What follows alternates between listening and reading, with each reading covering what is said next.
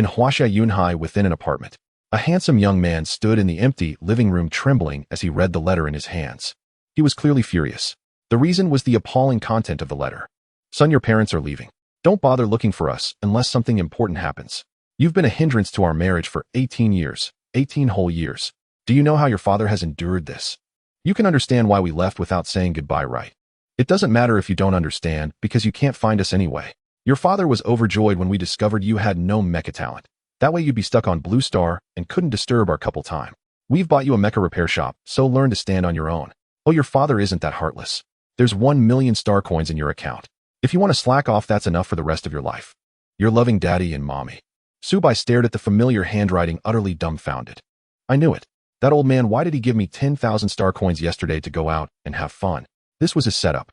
How stylish. It's the year 3033, and someone still leaves a paper letter without a word. Does paper cost nothing? Couldn't they send a Doshin? A glint flashed in Subei's eyes. He quickly pulled out his interstellar phone, opened the Doshin app, and began typing a scathing message to his father. The content was tearfully dramatic, denouncing their behavior from multiple angles, especially condemning the part where they called him a burden. He wrote a 5,000-word essay, felt it wasn't safe enough, and quickly copied it to send to his mother as well. Perfect. After proofreading for typos, Subai directly hit send. You are not friends with this user. Message failed to send. Staring at the red exclamation mark and those words, Subei's lips twitched. Fine, you win. Good thing I copied it. He immediately found his mother's Doshin, pasted the essay, and hit send.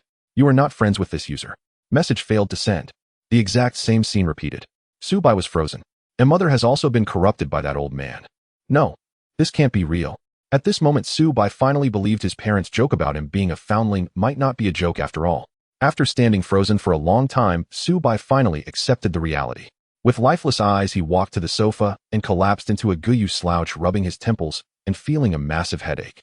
He sighed helplessly. Forget it. Maybe they had their reasons. I should understand. Maybe they're some kind of super powerful warriors with countless enemies. Since I have no mecha talent, maybe they're afraid of dragging me into danger. Yes, that must be it. Subai had few hobbies, but he loved reading novels, especially those with plots like this. He was all too familiar with the trope. After some self-gaslighting, Subei's eyes regained their luster. Humming a tune, he pocketed the transparent card from the table. He prepared to go check out the mecha repair shop his father mentioned. In this vast interstellar era, such a shop naturally dealt with mecha maintenance. Although Subai had no mecha talent, his hobby made him quite familiar with mecha. He had obtained a junior mecha mechanic license a year ago. Running a junior mecha repair shop shouldn't be a problem.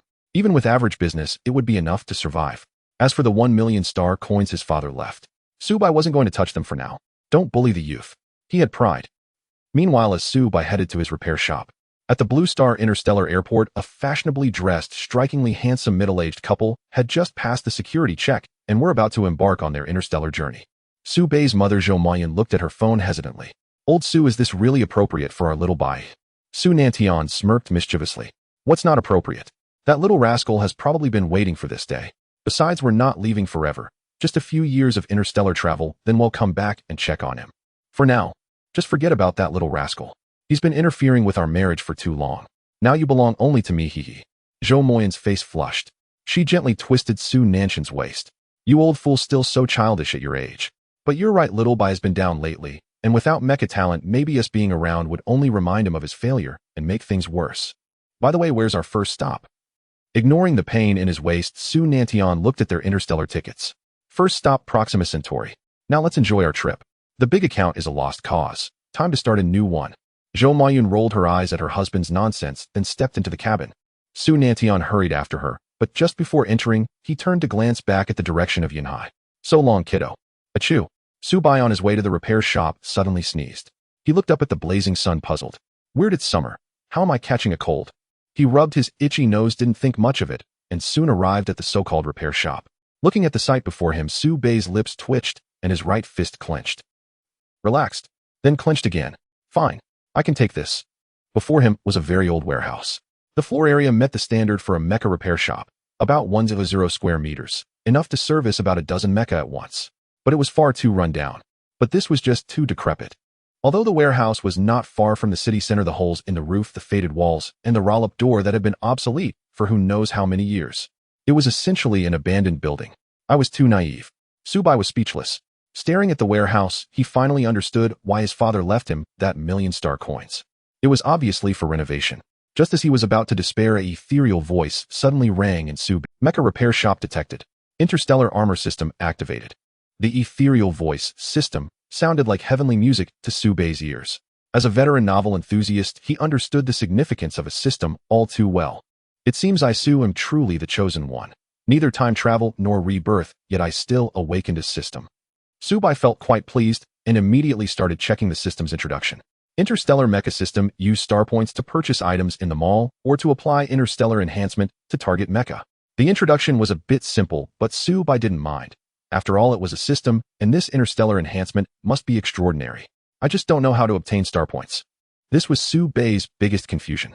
Star points can be exchanged with star coins. 100 star coins can be exchanged for 1 star point. Exchange with star coins. A ratio of 1,000 to 1. That's a bit expensive. Seeing this exchange rate, Subei felt a pang. He just glanced at the top-tier items in the mall. They were indeed good stuff. Truth level mecha exchange price 100 billion star points. All heavens chi absorption art exchange price 50 billion star points. Truth level exclusive material star engine exchange price 10 billion star points. These prices are almost astronomical. If exchanged at the ratio, they frequently cost star coins. For reference, even the richest man in Huaxia only owns 500 billion star coins. The purchasing power of star coins is strong, which is why Su Nantian said in his letter that 1 million star coins would be enough for Subei to live comfortably for the rest of his life, like a salted fish. Oh well, we'll stop thinking about those mall items for now. Let's renovate the repair shop first and slowly save up money. After a moment's thought, Subei was filled with determination. Even if he couldn't afford those things now, as long as he worked hard, he'd be able to buy them one day, right? With lofty ambitions, he looked at his somewhat dilapidated repair shop and found it increasingly pleasing. Ding. Detected that host repair shop does not meet the interstellar enhancement standard. 90 star points are required for renovation. Proceed with renovation. Seeing the system prompt, Subei didn't hesitate at all and gritted his teeth to choose renovation. One cannot catch a wolf without sacrificing a child. Although it would cost him 900 star coins directly for the renovation, Subei believed it was worth it.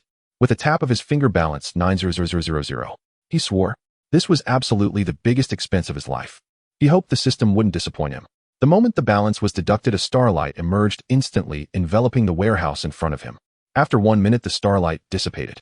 The original dilapidated warehouse had vanished, replaced by the colorful graffiti on the walls had vanished, replaced entirely by metallic alloy materials. The old rolling door was gone, replaced by a sensor light door with faint starlight flickering. The holes in the roof were gone, replaced by the toughest vibranium. Looking at the repair shop in front of him, Subei's mouth slightly opened. This was no mecha repair shop, or it could easily pass for the most advanced interstellar shelter. Alright, those 900 were worth it. As a junior mecha mechanic, Subei knew full well how much material it would take to renovate a 100 square meter warehouse. The value of these materials alone far exceeded 900 star coins, not to mention the renovation costs. This was definitely a great bargain. He then excitedly stepped into the mecha repair shop. He found that the shop now had 10 mecha repair bays made of the same materials as outside, and at the reception area, there were several holographic screens clearly displaying the data of each repair bay. Entering a repair bay, the equipment inside made Subei's eyes shine. All state-of-the-art repair equipment. Gravity hoist. Beam thermal cutter. Nano paint sprayer. Earlier, Subei had some doubts about whether he could earn enough money to exchange for the items in the mall. But now he was absolutely certain. Just by using these tools for repairs, he could easily charge more than twice the usual fee for ordinary equipment. Moreover, he still had the power of interstellar enhancement. He was bound to make a fortune. Although he hadn't looked closely, he believed there must be a way in the mall to awaken his mecha talent. Successfully piloting his own mecha had always been Subei's dream. After all, mecha are a man's romance. At that moment, the ethereal voice sounded again. Host now owns a repair shop that meets interstellar enhancement standards. Novice mission released. Successfully perform interstellar enhancement once within 24 hours. Mission reward. Host receives 1 chance to awaken mecha talent. What the A? The moment he heard the reward, Subei couldn't hold back and exclaimed. Talk about thinking of something and having it appear. The time limit was a bit short, but never mind, for his talent he would go all out. Subei immediately uploaded his shop information, naming it Interstellar Repair Shop. He took a few simple photos of the basic equipment and directly published the information on the Starnet. This was the fastest way Subei could think of to attract customers. Fortunately, his old man had already handled all the paperwork for the repair shop, so uploading and publishing didn't take long. With the Starnet's reach, he believed customers would surely come. 2 hours later. Is this the place? They actually use real vibranium for the walls and roof. A girl wearing a pink t-shirt and denim shorts, her 2 fair legs particularly dazzling, stepped out of her red hovercar and stood in front of the Interstellar Repair Shop, taking a good look. Sunhani looked at the repair shop that matched the picture on her phone, inevitably stunned. This boss is really rich. With a shop like this, the mechanic inside must be at least a star-level repair master, right? I wonder if he can fix my little red. Sunhani's gaze dimmed. As a genius girl from Yunhai No. 1 high school, she had obtained her first mecha, category DB256, speed-type mecha Crimson Moon. Height 12 meters, base weight 25 tons, engine power 700 kW, thrust 60 million kilograms. Among beginner mechas, this is the most suitable for a 1-star mecha pilot who has awakened speed-type talent. By reducing equipment weight, it increases horsepower and agility, specializing in guerrilla tactics. Its weakness, of course, is its relatively weak defense. Last week, during a test at school, she piloted Crimson Moon and made a splash, but just as victory was within reach, she suffered a Waterloo. Crimson Moon was heavily damaged by her opponent in the final battle. She visited many mecha repair shops, and they all said Crimson Moon was nearly totaled, advising her to get a new one. But it was her first mecha after all, so Sunhani still hoped to have it repaired. Just then she happened to see Su Bei's post on the Starnet about the interstellar repair shop. The equipment in the pictures looked like fake joke images to others, but to Sunhani, it seemed like a last hope. She wanted to give it a try here. As she entered the repair shop, Sunhani was even more convinced of her assumption. The equipment in this repair shop was unexpectedly high-end. Not only was the exterior splendid, but the interior was equally extraordinary. She found it hard to believe that such a repair shop could be located in this place. To her knowledge, a repair shop of this scale would only be found in the most bustling space stations of the Blue Star Alliance, and even then, there would be very few. Who would have thought that Yunhai also had one?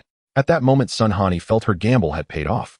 "Welcome," a somewhat youthful voice rang out. Sunhani looked in surprise at the young man before her. In her mind, those who worked in such a repair shop would be seasoned mechanics, generally older in age. But the young man before her didn't seem much older than herself. "Are you the attendant here?" Sunhani asked instinctively. "No, I am the owner and the mechanic." Subai shook his head, helplessly, not surprised by her question. Since she was his first customer, he maintained a smile. "May I ask, what do you need?" After uploading the images to the Star Network, the bustling scene Subai had anticipated did not materialize. Instead, the comment section was lively. "How trying to fool people with stock photos. I've been to that place before. It was an abandoned factory. There's no way it turned into such an impressive repair shop. I can't believe the market researchers approved such a stock photo through their review. Everyone, let's work together to expose the truth about this shop and prevent people from being scammed." Upon seeing these comments, Su Bei's first instinct was to delete, block, and ban. However, he quickly understood. His location was clearly stated, so someone must have known about the abandoned factory's existence. Moreover, the images he uploaded were indeed a bit too advanced for Yunhai, so disbelief was normal.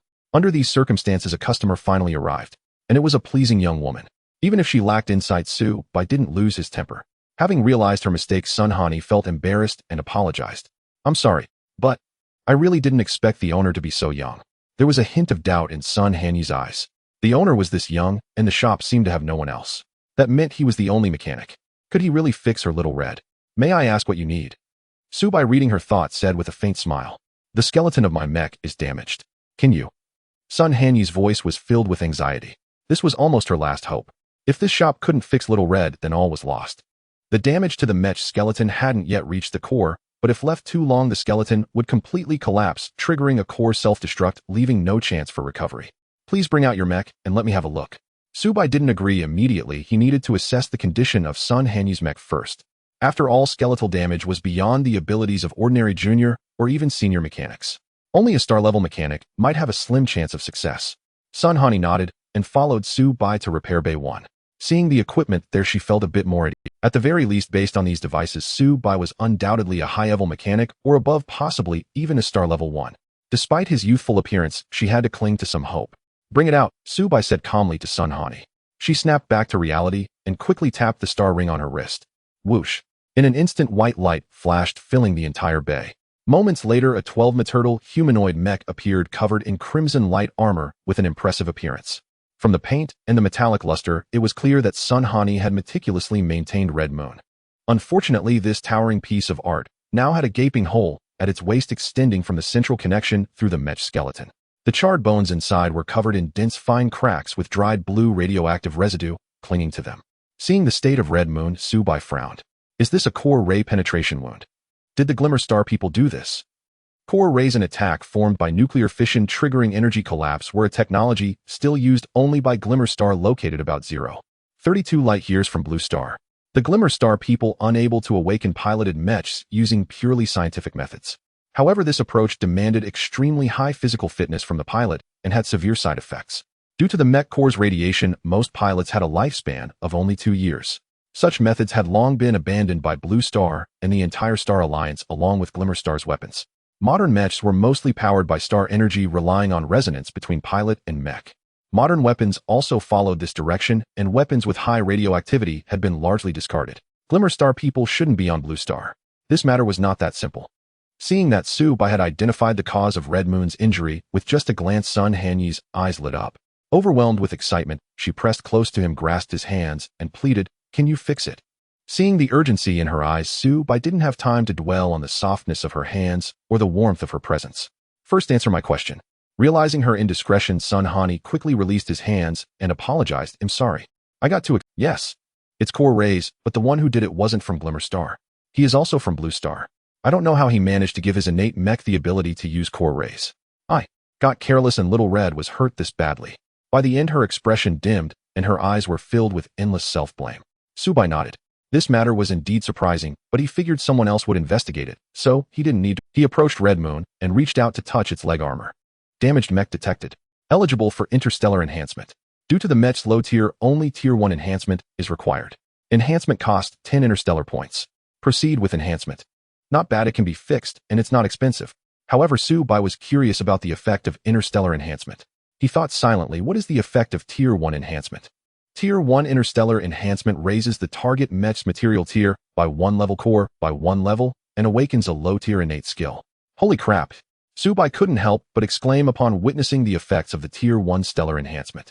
The upgrades to the materials and core were one thing, but the crucial part was the final awakened innate skill.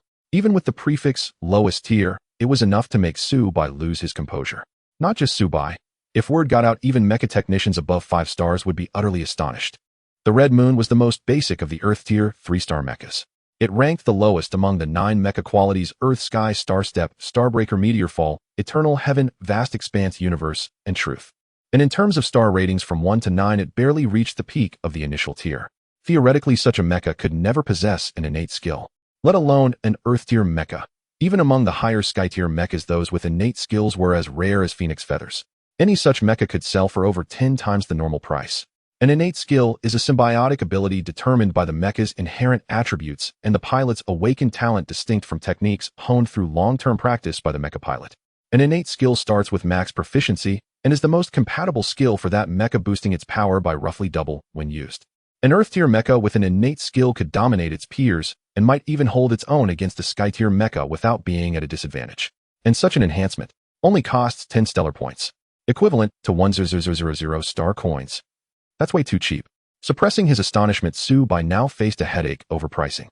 If it were just the materials and core upgrade by 1 tier, it would be manageable given the existing references. An Earth Tier 4-star mecha costs around 2,000 star coins.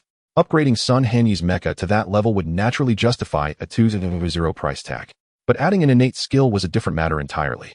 After a brief deliberation, Su-bai once again caught the pleading look in Sun Hanyi's eyes. It was clear she truly cherished the Red Moon, otherwise she wouldn't have shown such an expression over repairing an ordinary Earth Tier 3-star mecha. Su-bai stated his price directly: 1.5 million star coins. Are you sure you want to repair it? Sun Hani was stunned by his offer. She had considered that repairing the Red Moon might cost about the same as buying a new one, or even a bit more. But she never imagined it would be 10 times the price. The average cost of an Earth Tier 3-star mecha was around 1,500 star coins. Even top-notch rare models maxed out at 1,800. After all, its potential was capped here. Starting as an Earth Tier 3-star, it could at most reach Sky Tier 3-star. Once upgraded to Sky Tier 3-star, it would almost be obsolete. Typically, 5,000 star coins could buy a Sky Tier mecha, which had the potential to become a Starstep. No matter how much she loved the Red Moon, hearing the price made Sun Hani inevitably suspect. Su-bai was a profiteer. Was Su-bai a profiteer? Of course not. He was even quite generous. An Earth Tier mecha with an innate skill could sell for over 10 times the normal price, and he was throwing in the full 1-year upgrade for free. However, a repair fee of 1.5 million star coins out of the blue would make anyone walk away without hesitation. Sun Hanyi's conflicted expression confirmed Su-bai's decision was right. This covers not just the repair, but also awakening the innate skill for your Red Moon, Su-bai said slowly. Sun Hani was so startled she stammered, "You're saying?" "What? Innate skill. The Red Moon can awaken an innate skill. She now suspected Subai had lost his mind. An Earth Tier 3-star mecha. An innate skill? How could those two be connected? If not for Subai's good looks and her own earlier rudeness, she would have punched him. Heh, you sure know how to joke, shopkeeper. Sun Hani crossed her arms, a hint of anger in her expression. If you can't fix it, just say so. Why trick me with an exorbitant price and an innate skill? In her mind, Subai had become a big liar. Unfazed, Subai smiled calmly. We can sign a contract. Oh. Sun Hani raised an eyebrow. On Blue Star, contracts were legally binding. Once signed, the party must fulfill their promise or face hefty compensation. Seeing Subai willing to sign a contract, Sun Hani's mind raced. Could he be telling the truth? If the Red Moon could really awaken an innate skill, then 5 million was indeed not expensive. It was even a bargain. Whatever. Since there's a contract, he can't run away. After a brief mental struggle, Sun Hani nodded. Fine. 5 million it is. As long as you can fix the Red Moon, we can discuss the innate skill later. Sun Hani wasn't too rigid. If Subai could repair the Red Moon, but failed to awaken the innate skill, she wouldn't demand compensation, just a refund of the premium portion of the repair fee. No problem. Please wait a moment. Subai quickly drafted a contract, stamped it with the Interstellar Repair Shop seal, and handed it to Sun Hani. Take a look. If everything's fine, sign and transfer the payment. Sun Hani took the contract, carefully reviewed its contents, confirmed it was correct, signed her name, and transferred the money to Subai. Starry Treasure received 5 million star coins. The payment went through. Subai asked Sun Hani to wait outside. Then he turned to the Red Moon, a slight smile curling at his lips. This money is too easy. Indeed, Subai had earned 5 million star coins, equivalent to 150 stellar points, using just 10 stellar points, a 15-fold profit. This was only because he saw how attached Sun Hani was to the Red Moon. Otherwise, just the promise of awakening an innate skill could have commanded 2 million star coins, and he believed she would have agreed. Still, I didn't expect that girl to be a little prodigy. Recalling Sun Hani mentioning her awakened talent was the rank Thunder, Subai felt a twinge of admiration. Among the 9 tiers from F to SSS, and a rank talent ranked in the upper middle, but that didn't mean it was common. Quite the opposite. Though not as rare as the 1 in a billion rank and above talents, a rank awakeners were still 1 in 10,000. Across the entire Cloud Sea, there were probably only a dozen or so with a rank talents this term. And Sun Hani had awakened Thunder and a rank talent, with formidable killing power, suggesting she had the potential to get into a prestigious interstellar academy. Soon Subai approached the Red Moon, extending his right hand to rest on its red light armor. Activate Tier 1 enhancement. With a thought, a flash of white light enveloped the Red Moon, filling the entire repair bay. Boom. A thunderous roar erupted, as if lightning from the 9 heavens had struck down. A streak of purple emerged, shaking the entire repair shop. Sun Hani, waiting in the lobby, felt the tremor, and her heart tightened. He didn't dismantle the Red Moon, did he? At this moment, her heart was filled with trepidation. She regarded Subai's claim about awakening an innate skill as nothing more than a joke, her greatest hope being that he could actually repair Crimson Moon. Now, with this unexpected turn of events, her expectations had diminished significantly. A surge of anger welled up within her. If he really dismantles Crimson Moon, I will make him pay. Sun Hani's gaze turned icy cold, her teeth nearly ground to dust. The fact that she could produce 5 million star coins to repair an Earth-grade 3-star mecha proved her genuine love for Crimson Moon. Moreover, it also indicated her extraordinary status. After all, at this age, only a handful of families in Cloud Sea could afford 5 million in pocket money. Sun Hani was a member of the Sun family. Her father, the current head of the Sun family, had business interests spanning all of Cloud Sea. His cultivation had reached the 5-star Starbreaker realm, making him a Starbreaker mech pilot. More importantly, her father held another title, Captain of the Cloud Sea Fleet. While this might not be the pinnacle of power in the entire Xia nation, he was undoubtedly at the apex of Cloud Sea's hierarchy. The path of a mech pilot was not an easy one, relying solely on absorbing star energy from the cosmos. The speed of cultivation varied drastically based on talent, and reaching the 5-star Starbreaker realm indicated a talent rating of at least grade or higher.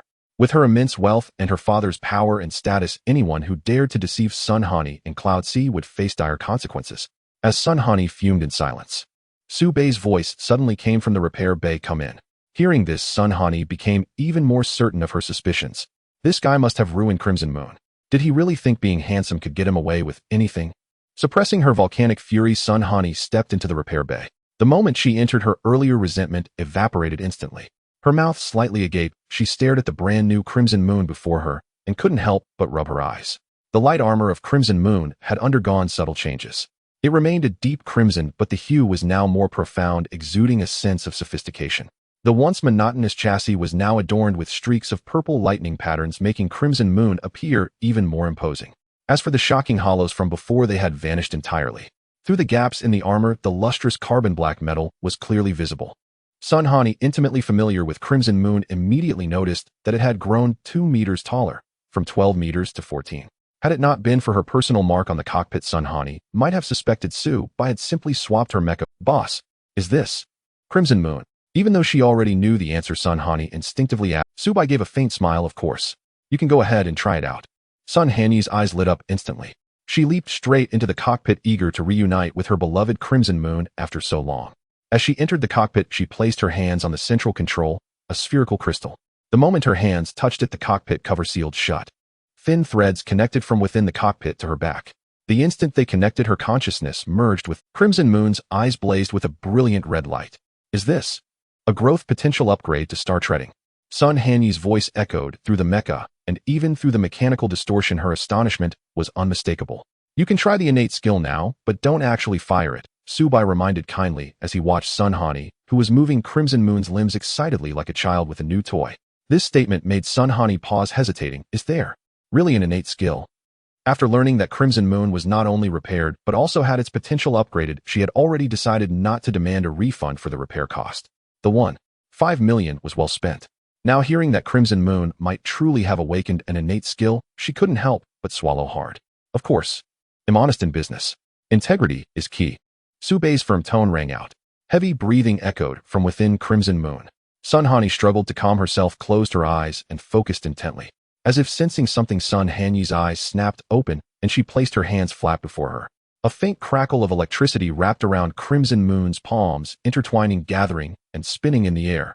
In an instant, a sphere of lightning formed. Purple arcs flickered, lightning surged, and a sound like 1,000 birds chirping filled the air. Through Crimson Moon's eyes, Sun Hani saw the lightning sphere in her hands, her voice trembling. It's really an innate skill. Heavens! Crimson Moon has awakened an innate skill. This. How is this possible? After the shock, her reverence for Su Bai grew immensely. An Earth-grade mecha possessing an innate skill was simply unheard of. And this boss, Su, not only had he restored her nearly scrapped Crimson Moon, but he had also elevated its potential and granted it an innate skill. His methods were nothing short of miraculous. Even a star-rated mecha technician would be hard-pressed to match this. No, he likely surpassed them. Just who was Boss Su? Sun Hani couldn't help but feel curious about Su Bai. She wanted to know the true identity of this handsome young man who seemed around her age. All right, you can retract it now. If you damage my equipment, you'll have to pay compensation. Su Bai's voice jolted the daydreaming Sun Hani back to reality. She quickly withdrew the lightning sphere from her hands. At the same time, she leaped out of Crimson Moon, approached Su Bai, and bowed 90 degrees. Thank you, Boss Su, for repairing Crimson Moon. I apologize for my earlier rudeness. Please forgive me. Sun Hani was well endowed, and this bow caused a subtle sway due to gravity. It was a breathtaking sight. Su Bai glanced briefly. Ahem, it's fine. This was just a fair transaction. Please rise. After a quick glance, Su Bai regained his composed demeanor. Su Bai was a man of integrity. Hearing Su Bai's words, Sun Hani breathed a sigh of relief. She had been worried about her earlier attitude. Offending a genius mecha technician with such divine skills was a risk she couldn't afford. Glancing at Su Bai's expression and seeing he truly held no grudge, she gathered her courage. If you don't mind, boss, Su, could we exchange contact information? Su Bai blinked, momentarily puzzled by Sun Hani's words. Seeing his expression, Sun Hani hastily explained, I was just worried something might go wrong after the Red Moon, so leaving a contact would let me confirm you're at the shop, Boss Su. Her flushed cheeks made the explanation seem rather feeble. Su Bai didn't overthink it, and agreed after a brief moment of consideration. Having obtained Su Bai's contact, Sun Hani quickly retracted the Red Moon into her wristband and waved goodbye. Goodbye, Boss Su. Thank you so much. Watching the graceful figure depart, Su Bai smiled faintly and closed the door of his mech repair shop. A subtle curve lifted the corners of his mouth, his demeanor exuding a hint of excitement. Let me see what talent I've awakened. The moment he had completed the first-tier enhancement of the Red Moon, his task was already finished. All that remained was to claim the quest reward. Congratulations, host, for successfully performing an interstellar enhancement. Duration 2 hours, 40 minutes. Quest evaluation SSS quest reward now available. Claim. Yes, no, there was no need to ponder. Without a moment's hesitation, Su Bai selected yes. As the option took effect, a surge of power flooded it. A sharp pain pierced his mind. In an instant, everything before him seemed to dissolve into nothingness, and he found himself standing upon a barren expanse of land. Confronted by this sudden upheaval, Su Bai clenched his fists. Whoosh, whoosh, whoosh. Suddenly pieces of metal from the surroundings flew toward his body, enveloping him and beginning to devour and merge with him. Congratulations, host, for successfully awakening the SS rank talent unity of all things. At the sound of the system's prompt, Su Bei's pupils contracted, a sharp glint flashing within them. SS rank talent unity of all things. Through the earlier experience, he understood its function. It allowed him to manipulate and fuse surrounding metallic substances to strengthen his own mecha. In other words, as long as he was in a place abundant with metallic elements, he could endlessly enhance himself. The Tao follows nature. All things unite. The cosmos is one, ceaseless in generation, cycling endlessly, infinite and eternal. Suddenly the vision before Su Bei faded, and he returned to his mech repair shop. Now countless specks of light began to gather around him, lights he had been unable to perceive before. Stellar energy. In an instant, Su Bei guessed what these specks of light were. They were the very source of a mech pilot's power, stellar energy. Yet the stellar energy before him was sparse, seemingly thin, and it was unruly, streaming eagerly towards Su Bei's body. Ding. Host talent detected. Grand sale initiated in the shop. Spend 100 interstellar points to exchange for the truth grade breathing method star whale, breathing method first layer. Su Bei. Seeing this system prompt, a flood of unpleasant memories surged into Su Bei's mind. It was all too reminiscent of those common first recharge traps in games. Was it scheming to trick him into spending money? Damn it. Su Bei will not fall for it. Ding. Exchange successful. Distributing star whale breathing method first layer. Well, it was a truth grade breathing method after all. Testing a mech pilot with such a temptation. What pilot could withstand it? Watching his hard-earned 1.5 million star coins dwindle to just 500, Su Bei shed tears of regret. I hope you won't disappoint me. Money really doesn't last. As he soothed his aching heart, another jolt of pain struck his mind. Again, boom. With a resounding blast, the scene before Su Bei shifted once more. He found himself amidst a vast cosmos where brilliant galaxies stretched across the sky, and suddenly a colossal silhouette, like a galaxy itself, came into view. Its body was studded with stellar radiance, its massive head and slender frame swaying a tail akin to a star. Opening its gargantuan maw, it unleashed a suction force, and a nearby star was instantly drawn into its belly. A single gulp from the star whale could devour a galaxy. A star was merely an appetizer. With a flick of its tail, the constellations shifted. Su Bei returned to his repair shop, but now a breathing method had taken root in his mind. Star whale breathing method first layer. Su Bei quickly sat cross-legged on the floor and began to circulate his own energy according to the method in his mind, drawing in the surrounding stellar energy. Boom. As the star whale breathing method activated, the scattered specks of light around him rapidly swelled, and countless points of light surged inward, forming a tide of stellar energy. And Su Bei stood at the very center of that tide. The stellar energy surged, strengthening his body. Nourished by the tide, Su Bei's realm began to soar. Earth 1 star. Earth 2 star. Sky 1 star. Absorbing all the surrounding stellar energy, Su Bei leaped past the Earth mech pilot stage and became a sky mech pilot. At just over 18 years old and freshly graduated, becoming a sky mech pilot would surely cause a sensation if word got out. In the recently concluded mech examination, the strongest on Blue Star was merely an Earth 9 star. Even after entering a mech university, one's realm would hardly surpass Su Bei's current level. Moreover, that person had spent years of arduous training to reach that stage. Su Bei had accomplished it all in just a few minutes. Brushing off his pant legs, Su Bei felt fairly satisfied with his newfound strength. I never thought I'd become a sky mech pilot too, but how do I deal with not having a mecha? Despite his advancement, a new problem emerged. He had no mecha. With only 5,000 star coins left on his card, that was far from enough to purchase a stellar mech. What's more, finding a mecha compatible with his unity of all things talent seemed nearly impossible. Sigh. I still need to make money. Feeling the weight of his newfound poverty, Su Bei's determination to earn funds burned stronger than ever. As for the cost of unlocking subsequent layers of the star whale breathing method, he didn't bother to check. What he had was enough for now. Looking would only bring unnecessary worry. Besides, he couldn't afford it anyway. At the same time, Su Bei broke through in the center of Cloud Sea City, atop a tall building. A middle-aged man with a square face furrowed his brow, his gaze fixed on the location of the interstellar mech repair shop. A flicker of doubt crossed his eyes. What's going on? A stellar energy surge. A star beast descending. Impossible. The Star Guard hasn't issued any alert. The surge has vanished. It must be a brief fluctuation caused by a shift in the stellar energy tide. After a simple analysis, the man withdrew his gaze and looked down at a document before him. His right index finger tapped rhythmically on the desk. Cray radiation. What is the CF family planning? Bang. Suddenly the door to the man's study was pushed open and Sun Hani entered with an excited expression. Dad, I have great news. Seeing his precious daughter arrive, Sun Yu instantly concealed his previous coldness, replacing it with a genial smile. Has Crimson Moon been repaired? He had witnessed his daughter's attachment to Crimson Moon and had considered sending it out for repairs. But with their heavy coursework and the need to constantly train for the upcoming mecha examination, the time spent sending and receiving it would inevitably cause disruption. He had also suggested that Sun Hani switch to another mecha as time was running out for Crimson Moon. Seeing the dim light in his daughter's eyes these past days had pained Sun Yu. Now seeing Sun Hanyi smile again, he knew without a doubt that Crimson Moon must have been repaired. While rejoicing for his daughter, he couldn't help but feel a hint of curiosity. I wonder which master has arrived in yet. Crimson Moon had been pierced by a core ray through its frame, and with the radiation damage and structural trauma, numerous mecha technicians had deemed it irreparable. Only a stellar-grade mecha technician could restore Crimson Moon. Encountering such a technician was indeed his daughter's fortune. It's not just repaired, it's much more, Sun Hani said with a smug smile. Her Crimson Moon was now completely renewed, and she had even given it a new name, Myriad Hunta Crimson Moon. Not only had its foundation improved by 1 star, but it had also awakened a talent skill, making her Crimson Moon truly one of a kind. Most importantly, Crimson Moon's talent skill was remarkably compatible with her own talent, leading Sun Hani to suspect that Su Bai had done it deliberately. Could it be that its potential has increased?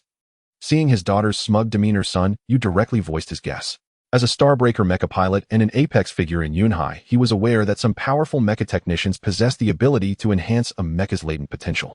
Still, employing such means on a terrestrial mecha seemed somewhat wasteful. Sun Yu raised his teacup, took a sip, and shook his head with regret. The repair fee wasn't cheap, was it? Not expensive. Just 1.5 million. Sun Hanyi's excited voice rang out. Sun Yu spat out the tea he had just sipped. How much did you say? Sun Yu wiped the corner of his mouth with his hand, staring incredulously at his daughter, wanting to confirm he had 1.5 million stellar credits.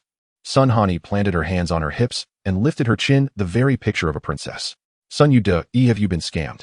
Even a stellar-grade technician couldn't charge 1.5 million stellar credits for repairing Crimson Moon. Come on, take me to him. How dare they swindle my daughter? Even if they're a stellar-grade technician, they owe me an explanation. Sun Yu's anger surged.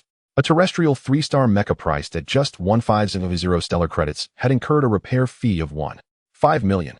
Wasn't this pure extortion? Even though a stellar-grade technician held a high status as a Starbreaker mecha pilot, he was not so easily fooled. Unexpectedly, upon hearing Sun Yu's words, a startled exclamation came from outside the door. What? 1.5 million stellar credits? What exactly are you two hiding from me? A woman with a striking 7/10 resemblance to Sun Hani, still retaining her charm, hurried into the study with an anxious look. Her gaze swept over the father and daughter in the room, her expression one of interrogation. Sun Hani X, Sun Yu X. Seeing Zhong Yi enter, the father and daughter wisely fell silent. Both of them were well aware of the temperament of his wife, her mother. Regardless of the reason, any expenditure involving such a large sum would drive her frantic. Silence was the best answer. After a long moment, Sun Yu let out a chuckle and signaled Sun Hani with his eyes. No, we were talking about that little girl Lu Ran spending 1.5 million to get an early admission qualification for Flying Star Academy. That's right. Sun Hani immediately caught Sun Yu's meaning and nodded vigorously. Hearing this, although Zhong Yi was still a bit puzzled, her emotions calmed down considerably. She rolled her eyes at the two of them and said, "All right, don't gossip about other people's affairs. Dinner is almost ready. Let's eat." With that, she left the study. Seeing Zhong Yi depart, the father and daughter breathed a sigh of relief. Sun Yu lowered his voice. "After dinner, take me to find that swindler." Sun Hani shook her head. "Boss Su isn't a swindler. He even awakened the talent skill for my Myriad Hunta Crimson Moon." Sun Yu was dumbfounded and shook his head helplessly. It seemed E had been thoroughly deceived. She was even starting to talk nonsense. A terrestrial mecha awakening a talent skill? Preposterous. Dad, don't be so skeptical. After dinner, let's go to the training ground, and he'll show you. Sun Hanyi's lips curled slightly, her eyes sparkling with anticipation. Seeing his daughter like this, Sun Yu affectionately ruffled her hair. Haha, all right, then your father will be waiting for your demonstration. Come on, let's eat first, or your mom will blow her top. Mentioning Madame Zhong Yi made Sun Hani instantly obedient, and she quickly followed Sun Yu to the living room. After the meal, the father and daughter went to their private training ground. Though called a training ground, it was not much different from an ordinary sports field. The only distinction was an electromagnetic barrier surrounding the field designed to prevent collateral damage from mecha. As a Starbreaker mecha pilot, Sun Yu naturally wouldn't use his own mecha for sparring. He selected a training mecha from the warehouse. This mass-produced training mecha differed from a real one, being inferior in both materials and equipment. However, as a Starbreaker pilot, using it against a terrestrial mecha pilot was still no challenge for him. Seeing her father board the training mecha, Sun Hani protested, "Dad, are you looking down on me? Why are you using a training mecha? Sun Yu saw his daughter's puffed-up cheeks and smiled lightly. It's fine. Aren't we just checking how much your Crimson Moon has improved? It's not a real fight. My Azure Wolf's maintenance costs are quite high. Hearing this, Sun Hanyu's anger subsided a bit. True, the upkeep of a Starbreaker mecha was expensive, and if it was just a training mecha, then you'd better be careful. Sun Yu didn't catch the hidden meaning in his daughter's words and gestured from the training mecha. Come on. Sun Hani lightly touched the wristband on her arm, and a white light flashed. Myriad Hunta Crimson Moon instantly materialized on the training ground. Then she leaped into Myriad Hunta Crimson Moon. A flash of crimson and violet light shimmered, and the mecha's eyes blazed to life. Seeing the change in Crimson Moon, Sun Yu raised an eyebrow from within the training mecha. It seems that technician does have some skill. Crimson Moon's potential grade has at least risen to the star treading level. Just the potential upgrade alone is worth 500 stellar credits. But 1.5 million is still a bit steep. At that moment, Sun Yu's voice trailed off. Through the training mecha's sensors, he stared blankly at the hands of Myriad Hunta Crimson Moon. Crackling arcs of electricity writhed like dragons, converging into a sphere of thunder that emitted the chirping cry of 1,000 birds. Boom! Myriad Hunta Crimson Moon thrust its hands forward. The sphere of lightning drifted out, instantly transforming into a beam of thunderous light that snaked through the air like a coiled serpent. With the force of a thunderclap, it struck the training mecha piloted by Sun Yu. Boom! The lightning bolt descended, instantly engulfing the training mecha, and dense currents surged through Sun Yu's entire body. Even as a Starbreaker mecha pilot, he felt a slight numbness from the impact. The might of this thunder far surpassed that of an electromagnetic gun. It was likely comparable to a large-caliber electromagnetic cannon. This was the talent skill awakened by Myriad Hunta Crimson Moon Serpent's Fong of Thunder. The lightning dissipated, leaving the training dummy a charred, blackened wreck. Thin wisps of smoke rose from its frame like the last embers of a burned-out coal. The machine's outer shell fell away, revealing Sun Yu enveloped in stellar energy. The Starbreak mech pilot stood dumbfounded, staring at the crimson and violet Myriad June Red Moon before him. A tumult of emotions churned within him, his heart pounding like a drum. Finally, he let out an awkward chuckle. Haha, Yi is truly my most pride-worthy daughter. See, I told you. This is the talent skill awakened by Boss Su for the Myriad June Red Moon. How's the power? A teasing voice came through the mechanical sound. Sun Hani, beaming with joy. Look down on me, will you? Now you know its might. Sun Yu had long felt awe for the Boss Su his daughter spoke of. He couldn't fathom what kind of astonishing genius could awaken a talent skill in a Terra mech. Could he be a disciple of those supreme mech masters deep in the starry void? That Yi could know such a luminary was her great fortune. Despite the storm within, Sun Yu couldn't help but give a sheepish smile at his daughter's words. Not bad, but a training dummy is still a training dummy. It can't fully showcase the might of your talent skill. Let me switch to my own mech. We'll go again. This will truly test the power of your talent skill. Upon hearing this, the still triumphant Sun Hanyu's pretty face darkened. Was this the competitive drive of a middle-aged man? He hadn't wanted to use his own mech before, and now he changed his mind so quickly. Despite her thoughts, Sun Hani naturally wouldn't refuse. Even she didn't often get to see her father's mech, let alone spar with it. This was an opportunity for her. She immediately nodded in agreement. Fine. Phew. Sun Yu breathed a sigh of relief. If word got out that a Starbreak mech pilot had been defeated by a Terra mech pilot, even if it was his own daughter, it would still be a blow to his pride. At the same time, he was genuinely curious about the true power of the lightning serpent Fong. He lightly touched his wrist guard, and a black light flickered with dark lightning. Boom. In an instant, a mech materialized in the air, its body a deep azure wreathed in flame-like patterns, joints, and frame gleaming with a pale blue metallic luster. It was forged from a rare material, dense steel, and its head was wolf-like, yet not quite, standing about 50 meters tall. It appeared above the training ground. UCD-24, the only power-type Starbreak mech Azure. Height 50 meters, weight 1,600 tons, engine power 44 million kilowatts, thrust 3.6 billion kilograms. Talent skill Azure Flame. Azure Flame, the fire of the heavens, burning all under the sky, an inextinguishable blaze. Before the Azure Wolf, even the 14-meter-tall Myriad June Red Moon seemed like an infant barely reaching its waist. Even though she had mentally prepared herself, the moment Sun Hani laid eyes on the Starbreak mech, a look of longing couldn't help but appear in her eyes. This was what a mech should be, a true machine capable of traversing the stars. Seeing the Myriad June Red Moon looking up in awe, Sun Yu couldn't help but smile, his tone light. Don't worry, Yi. You're in a great talent. With hard work, you'll definitely become a Starbreak mech pilot, and maybe even reach higher realms. I understand. A mechanical voice came from the Myriad June Red Moon, carrying a note of firm resolve. After witnessing the Starbreak mech firsthand, Sun Hanyu's goal had become even clearer. She would definitely become a Starbreak mech pilot, and even strive to be a Starfall or the even higher realm of eternal sky mech pilot. When that day came, she would pilot her mech across the galaxies, slaying star beasts with a single hand and trampling all prodigies underfoot. Come on, use your talent skill. Let me see its true power. Sun Yes' voice came from within the azure wolf, laced with anticipation. The training dummy's material had been too poor, its destruction couldn't fully reveal the lightning serpent fang's capabilities. All right. The myriad-June red moon rapidly retreated, raising both hands high above its head. Zzzt. Arcs of lightning flashed, and a ball of lightning twice the size of the previous one instantly formed above the myriad-June red moon. The myriad-June red moon swung its arms, sparks flying from its light armor due to the sheer force of the thunder erupted. Lightning blazed, spiraling up into the air like a lightning serpent opening its blood-drenched maw, its two sharp fangs aimed straight at the armor plating on the azure wolf's neck. Boom!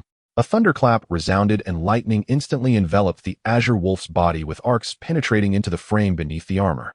Bang! Feeling the numbing tingle of the current, the azure wolf gently swung its arms. A surge of air sent the arcs scattering. The force was so great it shook the ground, even causing the myriad-June red moon to stagger. Such was the power of a Starbreak mech. With a mere casual gesture, it could easily neutralize a Terra mech's talent skill and send it reeling. And that was only because Sun Yu hadn't targeted the myriad-June red moon. A wave of defeat washed over Sun Hani inside the myriad-June red moon, and she silently lowered her head. I lost. Within the azure wolf, Sun Yu was far from calm. The power of the lightning serpent Fang had far exceeded his expectations. The myriad-June red moon was only a 3-star Terra mech, but this strike had the force of a 6-star Terra mech. This meant the lightning serpent Fang was an extremely close match to Sun Hanyi's innate lightning talent. Not all lightning-based attacks could achieve such synergy with her. Was this a coincidence? Or, suddenly a bold conjecture arose in Sun Yes' mind, one that startled even him. He suspected that the lightning serpent Fang was a talent skill specially crafted by Boss Su for Sun Hani after learning of her talent. Not only could he awaken a talent skill in a Terra mech, but he could also make it perfectly compatible with the pilot. Sun Yu could no longer fathom the level of Boss Su's mech maintenance skills. He looked down to comfort the somewhat dejected Sun Hani. That strike of yours was very powerful at the level of a 6-star Terra mech. That's a strength I never possessed when I was a 3-star Terra mech. You must hold on to this power. Once your stellar energy level improves, you're sure to make a name for yourself. Perhaps you can even contend with the true prodigies of the Blue Star Alliance. Sun Hani, who had already left the myriad-June red moon, was jolted by his words. She knew her father's character well. Though he doted on her, he wouldn't joke about this. Did that mean her lightning serpent Fang truly possessed the power of a 6-star Terra mech? The previous gloom completely dissipated, and hope once again filled her heart. Yes, with Basu around, I can definitely do it. When the time comes to upgrade the myriad-June red moon, I must ask him to do it. But at this thought, a flicker of panic crossed Sun Hanyi's eyes. But Basu must be very expensive, right? Sigh. He'll have to earn some extra money on the side. Sun Yu was unaware of Sun Hanyi's thoughts, but he was intensely curious about Subai. However, he didn't ask his daughter to take him to meet Subai. In his mind, a mech master with such skills must be an extraordinary being. If he used EE's connection to approach him, the man might take his anger out on her. He couldn't let his own selfish desires jeopardize his daughter's future. Achut. In the interstellar repair shop, Subai, who was lounging with his legs crossed while playing Original Demon, suddenly sneezed. After the transaction with Sun Hani, the shop felt unusually quiet today. Bored, he pulled out his phone to play games. It wasn't that he didn't want to. He simply had no mecha. Otherwise, he would have loved to practice piloting skills. After becoming a sky mech pilot, Subai quickly browsed through the detailed specs and prices of various star mechas.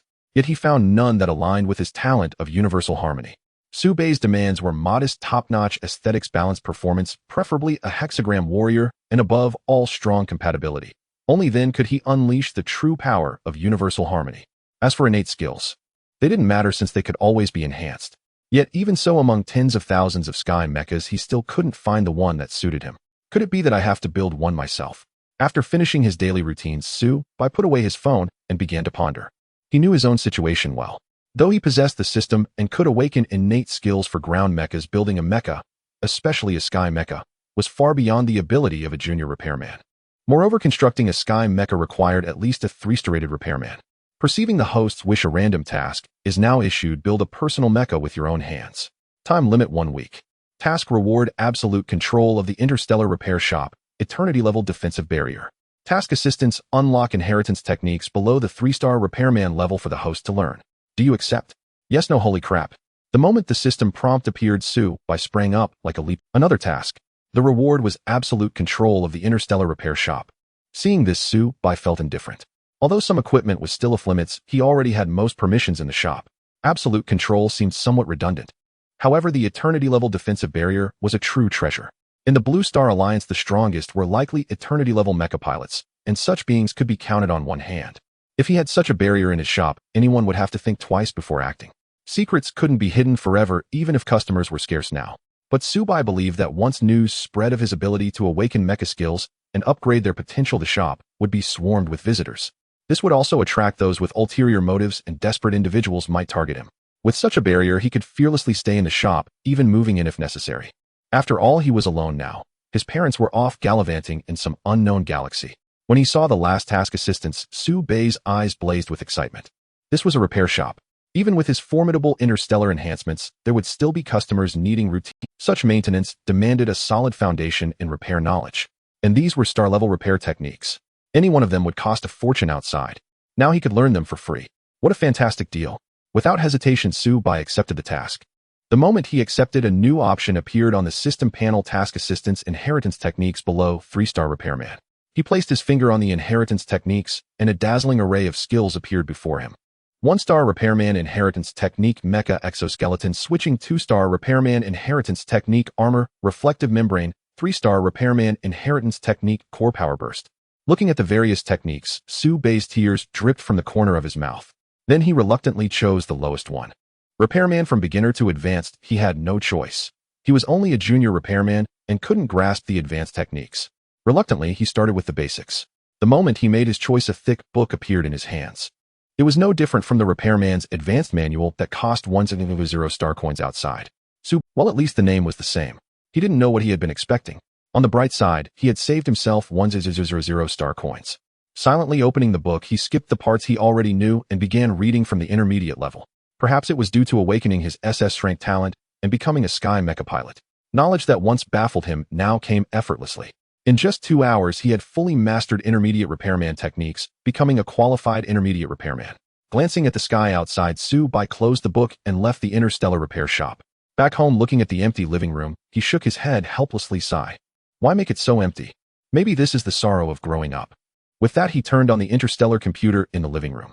Then he opened several live streams and cranked up the volume. The Su family lived in a top-tier neighborhood in Cloud Sea City, with 1 household per floor and excellent soundproofing. No disturbance to neighbors. When his parents were home, he never dared to act like this. Now, he was free. The sky was the limit. After a busy day, he deserved some relaxation. On an interstellar spaceship departing from the Blue Star Alliance, Su Nanshan, who was meditating with his eyes closed, suddenly shuddered. A chill crept up his spine, making him wonder, what's going on? Why do I have a bad feeling? Zhou Mayun was startled awake and grabbed the soft flesh at his waist, twisting it a full 180 degrees. I'm trying to sleep. Don't be so jumpy. Su Nantian forced a smile. Just not used to the bed. Let's go back to sleep. The next morning, Su-bai headed to the interstellar repair shop with dark circles under his eyes.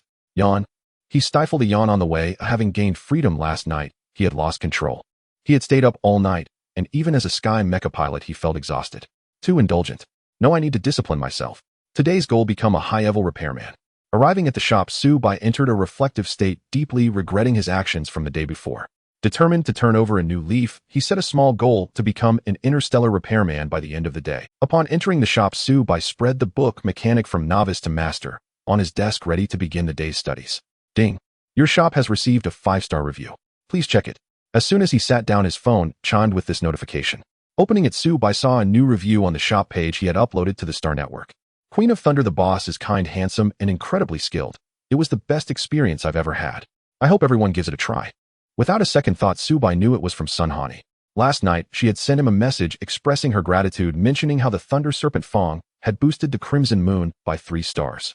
Unfortunately, Su-bai had been in a carefree, freedom-loving phase and hadn't replied to her. Now seeing the 5-star review, he smiled faintly. With this review, business should start picking up right. Su-bai had considered using the awakening of innate skills and mechas as a selling point. But who would believe? Hadn't he been called a fraud just for posting pictures of his interstellar repair shop online? Claiming he could awaken innate skills and mechas would probably get him sued for false advertising. He could only rely on building a reputation slowly. But at least with the first good review, the trolls should shut up, right? Thinking this, Su-bai continued browsing the comments. Beneath Sun Hanyi's review, there were already 100 replies stacked up. Has the poster a shill? Exactly how can a shop this obviously fake get a good review? Come on, how much per review? Let's split the cash together. Haha, this is hilarious. Kind, handsome, and incredibly skilled. Are you talking about their repair skills? Rai smile. JPG, I really don't want to be the one who gets it instantly. Subai. Nothing could stop these keyboard warriors. He decided to ignore the comments to avoid frustrating himself. He should focus on improving his repair skills first. After all, there were still so many star-rated mechanic techniques to learn. Ding dong. As soon as Subai sat down, the doorbell rang. The automatic door opened, revealing a short girl with an exceptionally generous figure at the entrance of the repair shop. The girl wore a beret pulled low and a pink mask, as if she was afraid of being recognized. The moment she saw Subai, Xiao Mingyan asked softly, "Excuse me, are you Boss Su?" Subai nodded and returned a bright smile. "Yes, how can I help you?" "That's right. Yi said the best-looking guy in the shop is the boss." Xiao Mingyan took off her beret, revealing a radiant smile as her black hair cascaded smoothly over her shoulders. Subai felt the girl looked familiar, but he couldn't place where he had seen her. "Hello, boss. I'm Xiao Mingyan. Yi recommended you. You're amazing, fixing the Crimson Moon like that." A hint of admiration gleamed in Xiao Mingyan's eyes, but soon she spotted the book Mechanic from Novice to Master on the desk. Xiao Mingyan Q, no? Hadn't Yi said Boss Su's skills were extraordinary, implying he was a powerful interstellar mechanic. Why was he reading a beginner's book? Had Yi lied to her? No, that girl wouldn't joke about the Crimson Moon. Subai suddenly clapped his hands, startling Xiao Mingyan into a shudder, causing a noticeable ripple. "I remember now. You're that famous influencer." Subai realized why Xiao Mingyan looked so familiar. He had seen her live stream yesterday, and her cute yet striking figure had caught his eye. No ulterior motives, just pure appreciation. "Oh, you know me too, boss." Xiao Mingyan's voice carried a hint of surprise. Her earlier doubts about Subai completely forgotten. Since he was a fan, he couldn't be a fraud. "I came to ask Boss Su for an upgrade. Is that possible?" Xiao Mingyan's tone was uncertain. She had heard that Boss Su's craftsmanship was indeed top-notch, and though his fees were high, it was reasonable for a star-rated mechanic. What worried her was the rumor that star-rated mechanics had their own quirks. If he refused, she had no choice. Money wasn't an issue. Subai hesitated, unsure how many star credits an upgrade would cost. "Let me take a look at your mecha first."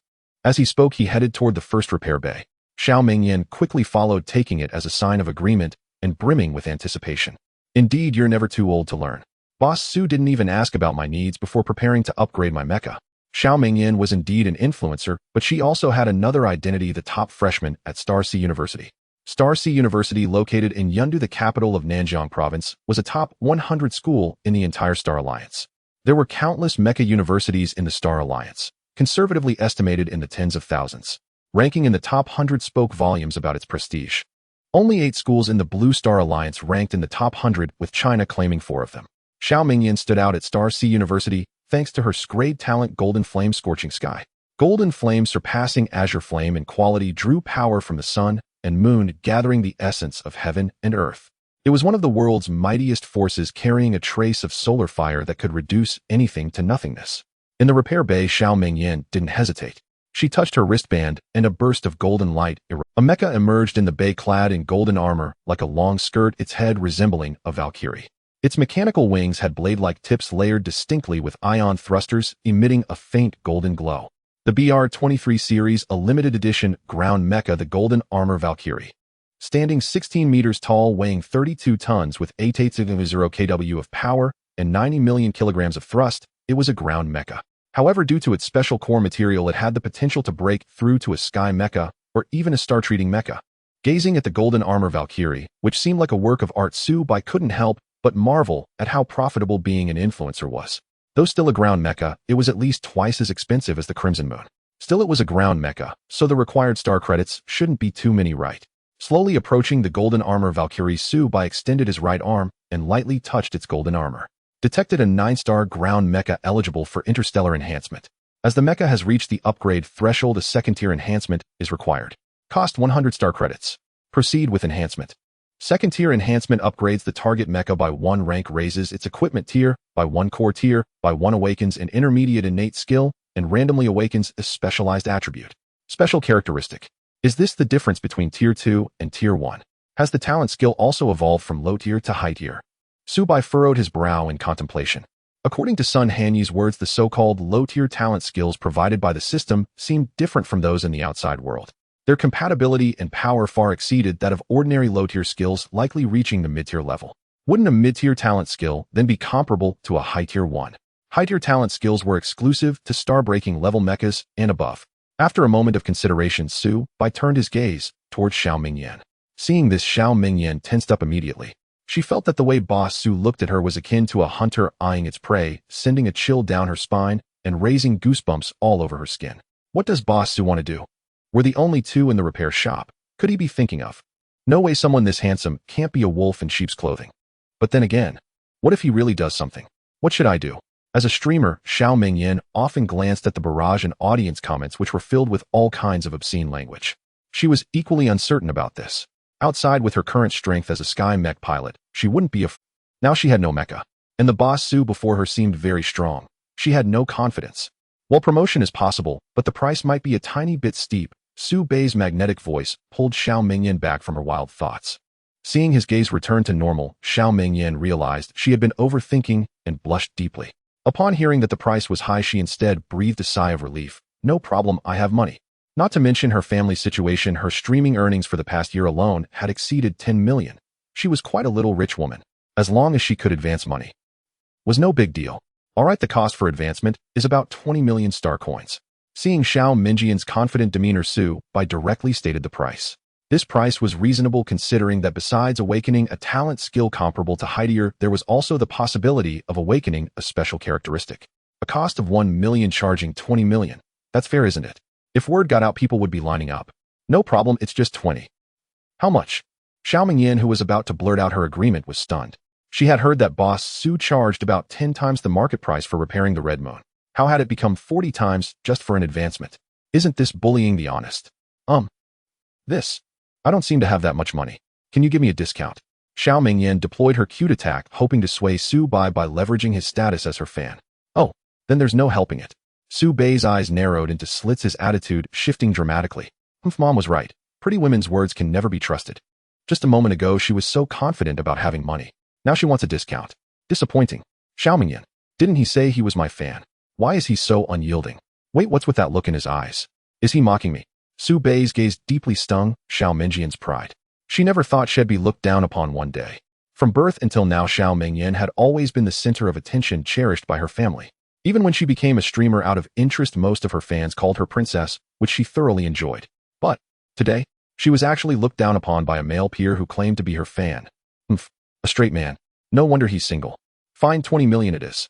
My condition is that I must awaken a talent skill, and the golden armored Valkyrie's potential must be elevated to the star treading level.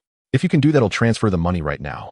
Xiao Mingyan, now fired up, stated her demands directly. If Su Bai could truly deliver, what did it matter if she played the fool this once? Although her streaming had only earned 10 million star coins, she was still the legitimate daughter of the Nanjiang Shao family, and the foremost prodigy of her generation. Her family's allowance added up to about 10 million star coins as well. She might as well go all in. The girl's fighting spirit was thoroughly ignited. Since Xiao Mingyan had said that, Su Bai was more than willing. Alright, let's sign a contract. Who knows, there might even be a little surprise. With that, he drafted a contract and handed it to Xiao Mingyan. He had no choice. He needed the contract to collect payment up front, as his interstellar points weren't enough. Xiao Mingyan's requirements could be fully met by the Tier 2 enhancement. As for the special characteristic, since it was only a probability, he wasn't sure and didn't include it in the contract. Xiao Mingyan took the contract and carefully reviewed it. Being an employed person, she was far more meticulous than Sun Hani in such matters. After confirming there were no issues, she signed and transferred the money to Su Bai. Starry Sky wallet, 20 million star coins received. Seeing the single-digit balance left in her account, Xiao Mingyan was speechless. Was this a year's worth of her hard work gone just like that? Indeed, spending money is easier than earning it. In stark contrast, Su Bai was overjoyed. This was the most money he had ever received in his life. His heart was blooming with joy, and he put on a brilliant smile. Alright, please wait a moment. Seeing Su Bai's drastic change in demeanor, Xiao Mingyan stood dumbfounded. This guy, how can he change his face so quickly? Ugh, a jerk. Su Bai, naturally unaware of Xiao Mingyan's thoughts, took his newly acquired star coins and walked briskly into the repair bay. Looking at the golden armored Valkyrie before him, he felt a fondness for it. This precious treasure had just earned him 20 million star coins. He would definitely strive to awaken a decent talent skill for it. Grade talent golden flame scorching sky. Su Bai stroked his chin with his left hand while extending his right hand to touch the golden armor of the golden armored Valkyrie. A burst of white light erupted. Payment successful. Initiating Tier 2 enhancement now. As the system prompt sounded, the temperature in the entire room began to rise and waves of heat surged forth. Then a golden light flashed, radiating an intense, scorching heat that was hard to look at directly. The sudden temperature change startled Xiao Mingyan outside the repair bay. She quickly looked toward the repair bay and murmured to herself, "Is this a fire element talent skill? He really awakened a talent skill, eh?" It seems the money wasn't wasted. Although it cost 20 million star coins according to market rates, advancing a special Earth mecha like the Golden Armored Valkyrie to a Sky mecha would normally cost twice as much as an ordinary one. That would be about 1 million star coins, and if a talent skill was involved, the price would multiply several times over. 20 million star coins was still reasonable. Though her money was gone, her strength would increase, lifting Xiao Mingyan's spirits. She waited expectantly for the repair bay doors to open. With a click, the mechanical door slid open, unleashing a wave of heat, even more intense than before. Even Xiao Mingyan, gifted with the golden flame talent, felt a slight discomfort under this scorching aura. Yet she quickly acclimated, a sparkle of starlight flickering in her eyes. "Boss Su," she ventured tentatively, stepping slowly into the repair bay. The sight before her made her eyes widen, her chest heaving with rapid breaths. The Golden Armored Valkyrie. No, it should now be called the Platinum Armored Valkyrie. The former golden armor had been entirely transformed into a more understated platinum hue, adorned with lifelike golden flame patterns that seemed to flicker and dance as if burning. The mecha's height had also soared from 16 meters to 22 meters, surpassing even typical 2-star sky-grade mechas. Most crucial, however, was the change in its core. Earth-grade mechas typically used helium stones for their cores. The Golden Armored Valkyrie's core was special, a variant of helium stone infused with about 30% lightstone base. Now its core had completely transformed into Mangzhong. This was an energy source superior to lightstone, typically used in star-treating mechas with the potential to become star-breaking mechas. In other words, the current Platinum Armored Valkyrie had entered the sky-grade tier while also gaining the potential to become a star-breaking mecha. Just this change alone made Xiao Mingyan feel that her 20 million star coins were an incredible bargain. Any standard star-breaking mecha on the market cost over 100 million. Moreover, the aura just now had proven that her Platinum Armored Valkyrie had also awakened an extremely powerful innate skill. This was an absolute steal. At this moment, Xiao Mingyan's gaze towards Su Bai no longer held the resentment of before. Instead, it was filled with profound respect. Her already beautiful eyes now glistened with a watery allure, exuding an enchanting charm. "Thank you, Boss Su. May I go and test it?" Xiao Mingyan could barely contain her eagerness to experience the Platinum Armored Valkyrie's changes firsthand. Su Bai, seeing her eagerness, teased her slightly. "Go ahead and feel the little surprise I mentioned earlier." Xiao Mingyan was utterly shocked, so embarrassed she could have dug a 3-bedroom apartment with her toes. At a loss for words, she could only leap swiftly and directly into the Platinum Armored Valkyrie to hide. With a whoosh, as Xiao Mingyan entered the Platinum Armored Valkyrie's eyes lit up, and its mechanical wings spread wide like an angel unfurling its feathers. After stretching the mecha's frame, Xiao Mingyan raised an eyebrow. In an instant, the Platinum Armored Valkyrie, which had stood before Su Bai, appeared behind him. The air blast rattled the surrounding equipment with a clatter. Xiao Mingyan's voice trembled with excitement. "This is a feature specialization. Blink step A." Even though she already regarded Su Bai as a divine being, she never imagined that the little surprise he mentioned would be a feature specialization. And not just any feature specialization, but Blink Step, a skill bordering on divine. "This is the little surprise, boss," Su mentioned. "You call this a little surprise? Whose idea of a little surprise is a feature specialization?" Innate skills were powerful, but they paled in comparison to feature specializations. The use of innate skills was directly tied to the mecha pilot. Only pilots strong enough could unleash a sufficient number of innate skills. But feature specializations were different. They were inherent traits of the mecha itself, requiring almost no star power to activate. Some records had calculated that the star power needed for a feature specialization was only 1/3 of that for an innate skill. This meant that with the same star power, one could use a feature specialization more than 3 times as often as an innate skill. And Blink Step, as its name implied, was a feature specialization that enabled the mecha to accelerate instantaneously, achieving an effect akin to teleportation. This could easily be used as a trump card. In Xiao Mingyan's eyes, Su Bai was no longer just a divine being. He was a god. "Be careful. If you damage the equipment, you'll have to pay for it." Su Bai's cold voice cut in, dousing Xiao Mingyan's burning enthusiasm like a bucket of cold water. Xiao Mingyan pouted. Pay. So stingy. Jerk. Sometimes a girl's anger was just that, unreasonable. Still, she wisely refrained from voicing those thoughts.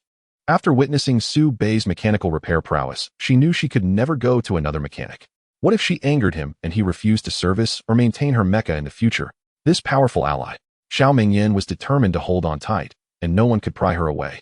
She swore it. You can also feel if the innate skill suits you, Subai prompted when he saw her platinum-armored Valkyrie standing motionless, but then he reconsidered, better test it outside. It seems a bit cramped here. The platinum-armored Valkyrie nodded, its voice tinged with a mechanical timbre. All right, I'll try it when I get back. There doesn't seem to be a training ground nearby. With the feature specialization in hand, her anticipation for the innate skill had waned. She promptly exited the platinum-armored Valkyrie and stored it in her wristband. Boss Su, let's add each other on Doshin. He'll come again next time, Xiao Mingyan said, pulling out her phone and opening a 3D code, hoping to exchange contact information with Subai. Subai didn't refuse. After all, she was a major client who had just spent 20 million star coins. There might be more opportunities to profit from her in the future. See you next time, Boss Su. With Doshin added, Xiao Mingyan put on her beret and mask again, waved goodbye to Subai, and left the repair shop. Only after her figure had completely vanished from the shop did Subai return to his seat. He glanced at the book beside him, Mechanic from Beginner to Advanced. He quickly slapped his forehead. Damn, I forgot the main thing. Today was supposed to be the day I advanced to a high-level mechanic. Time to study. Once I master the inherited techniques of those star-level mechanics, I can start gathering materials. Looking at the 19.5 million star coins in his account, Subai felt a surge of joy. While studying mechanical knowledge, he also pondered how to build his own mecha. So this is how the changes in the bearing connections and joints work. He noted that advanced content has already delved into the design of popular mechas. Skeleton joints, armor, core, power, and weight type. These 5 elements constitute the core components of mechas available on the market. This part is the key that links the core of the mecha with its joints, making it the most important component aside from the joints are essential for the mecha to perform complex actions. If the joints are not stable enough, the mecha could very well fall apart. As for armor and weight type, they are primarily the intent behind the design, with theoretical implications playing a larger role. Weight types include speed, power, armament, and balance. However, Subai's previous 2 enhancements were both speed-type mechas characterized by light armor and greater maneuverability.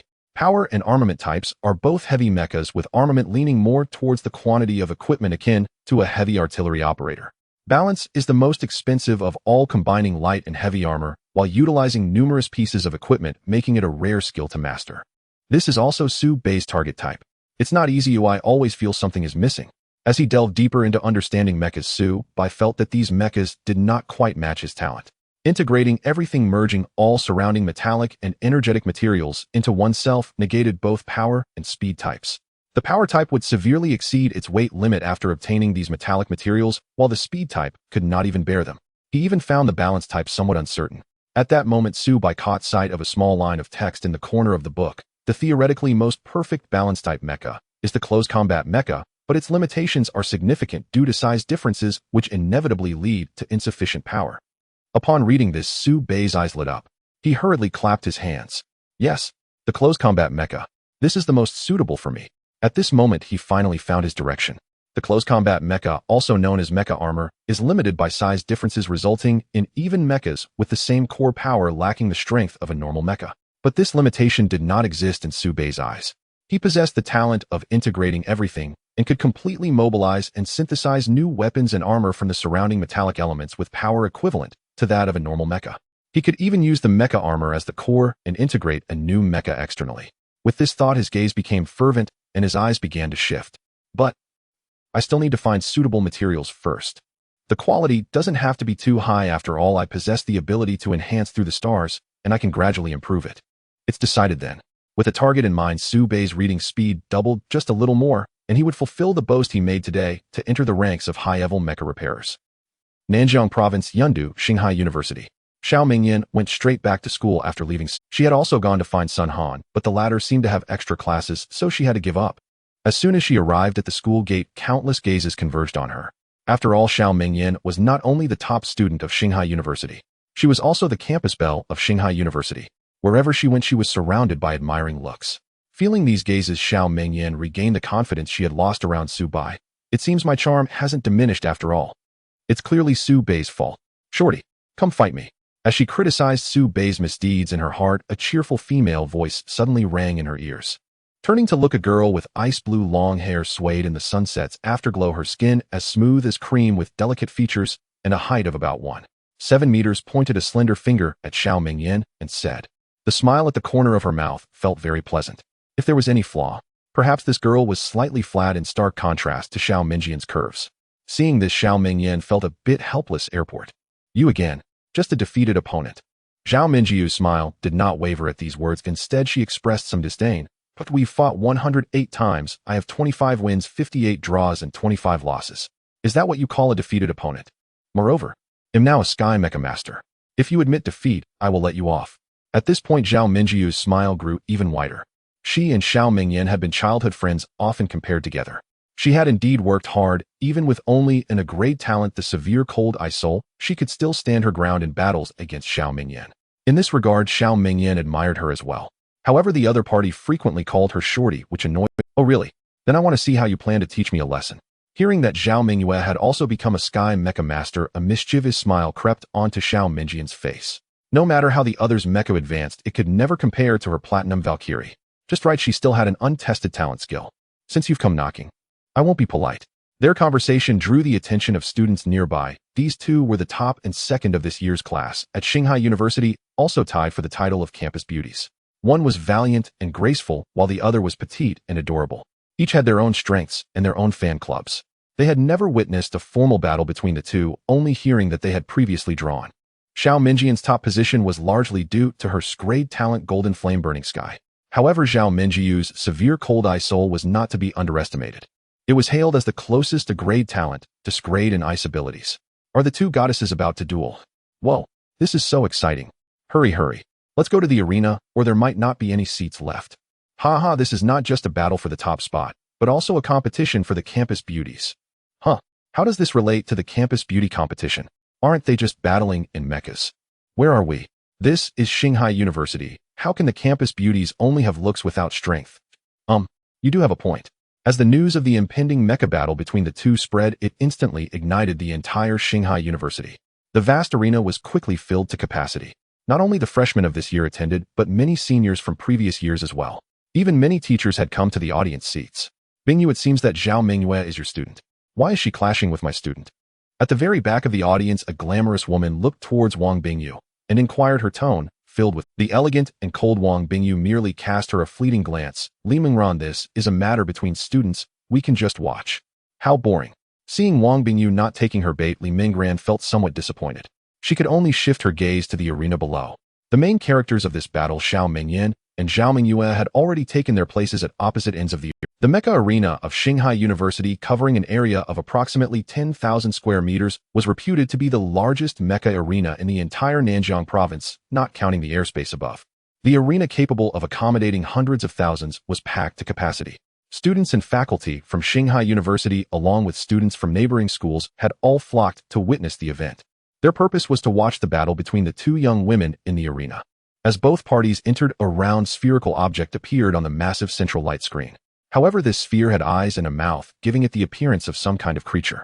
This was Peel, the AI referee, capable of assessing the damage level of the mechas through the star energy sense. When one side suffered a fatal blow or the damage accumulated to 70%, victory would be declared for the. This was also a cutting-edge technology designed to ensure the maximum safety of the trainees while allowing them to fight to their heart's content. Welcome to the Shanghai University Arena. I am Peel Shanghai, the referee for this mecha battle. Now both contestants, please board your mechas. A somewhat endearing synthetic voice echoed across the venue. Xiao Mingyan and Zhao Mingyue simultaneously touched the star rings on their wrists. Radiant light in pale blue and platinum gold illuminated the entire arena. The Platinum Valkyrie stood opposite a mecha entirely clad in ice blue heavy armor. Its lower body was draped with mechanical bone spurs, and its upper body grasped an ice blue heavy blade.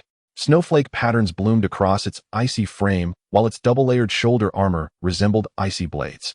A samurai helmet crowned its head, exuding an aura of indomitable martial prowess. The IC-235, a power-type Sky Mecha, the Ice Sword Master.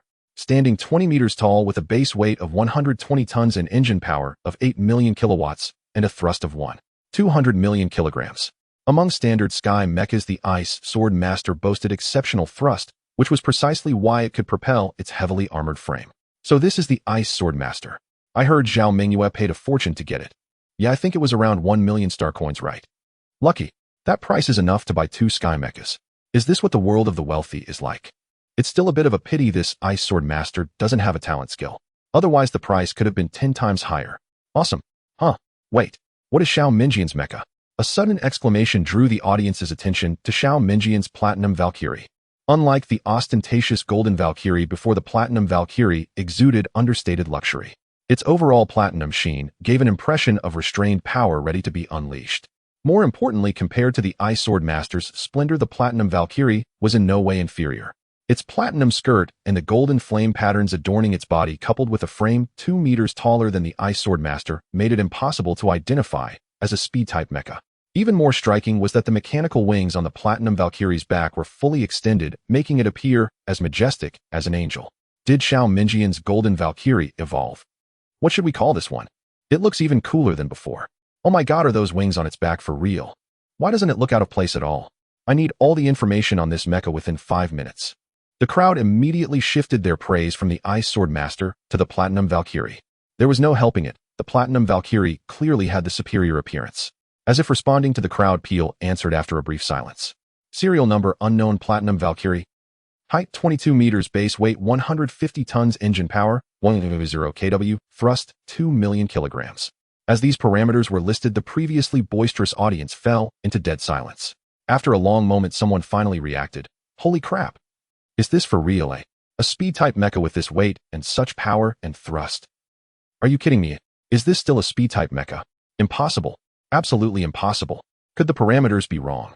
And what's with the serial number unknown? Could it be that this mecha hasn't even been unveiled yet? Everything happening now was beyond their comprehension. It wasn't just the ordinary students and onlookers. Even the teachers of Shanghai University were bewildered. Li Minggran stared at her student's mecha, a huge question mark hanging over her head. What is this? What kind of evolution could transform a mecha to such an extent? The layman watches the excitement, while the expert understands the craft. As a mentor at Shanghai University, Li Minggran could see at a glance that the Platinum Valkyrie was worlds apart from the earlier Golden Valkyrie. Wang Bingyu, standing nearby, also perceived the mecha's extraordinary nature. Her pupils contracted slightly, and her eternally icy, beautiful face showed a flicker of emotion. She turned to Li Minggran and asked, "Did you hire a star-rated mecha engineer for her?" In her view, only a star-rated mecha engineer, and likely one of a high rank, could have caused such a drastic change in the Golden Valkyrie. No, I didn't. Who knows what she did? But this girl has certainly given me a pleasant surprise. It looks like your girl is going to lose this. Li Minggran directly refuted Wang Bingyi's conjecture. Although she didn't know how Xiao Mingyan had achieved the evolution, she could see that the battle's outcome was already decided and her mood was exceedingly light. Wang Bingyu did not argue upon hearing this. She wasn't one to engage in empty boasts. She could only gaze downward with a solemn expression. Xiao Mingyue, piloting the Ice Sword Master, was equally stunned the moment she saw the Platinum Valkyrie. She had thought that advancing to a Sky Mecha Master would allow her to decisively defeat Xiao Mingyan. Who could have expected that her opponent would pull out such a surprise?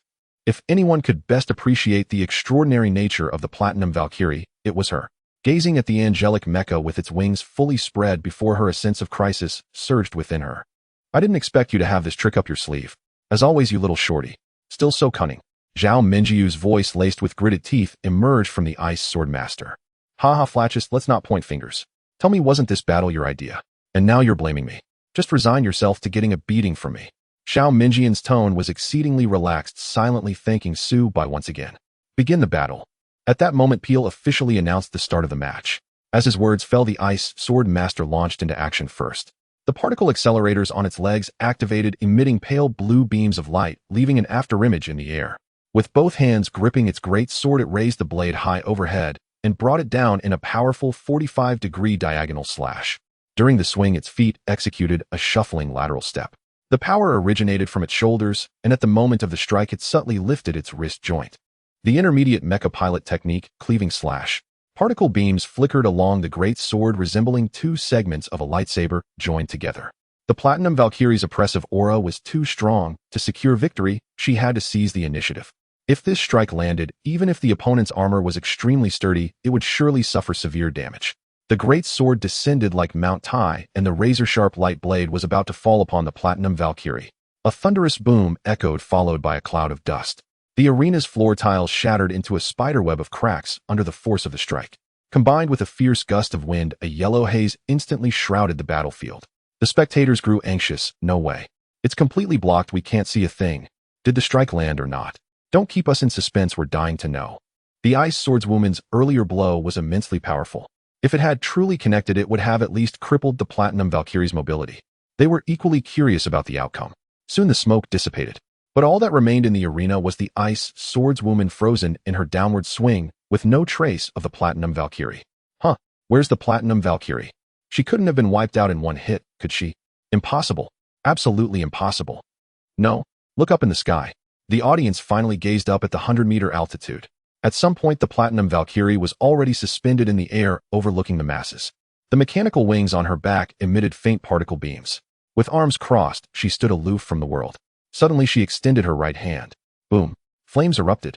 A golden blaze materialized out of thin air, taking shape in her palm. Even against the sunlight, the heat waves radiating from the golden flame were clearly discernible. The searing heat made even those outside the protective barrier feel a wave of warmth. Many, overcome with thirst, hastily drank water to quench it. Soon the golden flame coalesced into a golden spear. With the spear in hand, the Platinum Valkyrie truly transformed into a warrior goddess. Her spear tip pointed to the ground as the particle accelerator on her back ignited. She descended from the sky. Boom. As she plummeted, the sound of tearing air swept down with scorching heat. Like a golden meteor, the golden flame on the spear burst forth instantly due to the high-speed friction rapidly enveloping the Platinum Valkyrie's entire body. Spear in hand, clad in platinum armor wreathed in heaven-scorching flames. Talent skill falling sunstrike. As the Platinum Valkyrie drew closer, Zhao Mengyue within the ice swordswoman was drenched in sweat. She stared blankly at the sun-like figure hurtling towards her.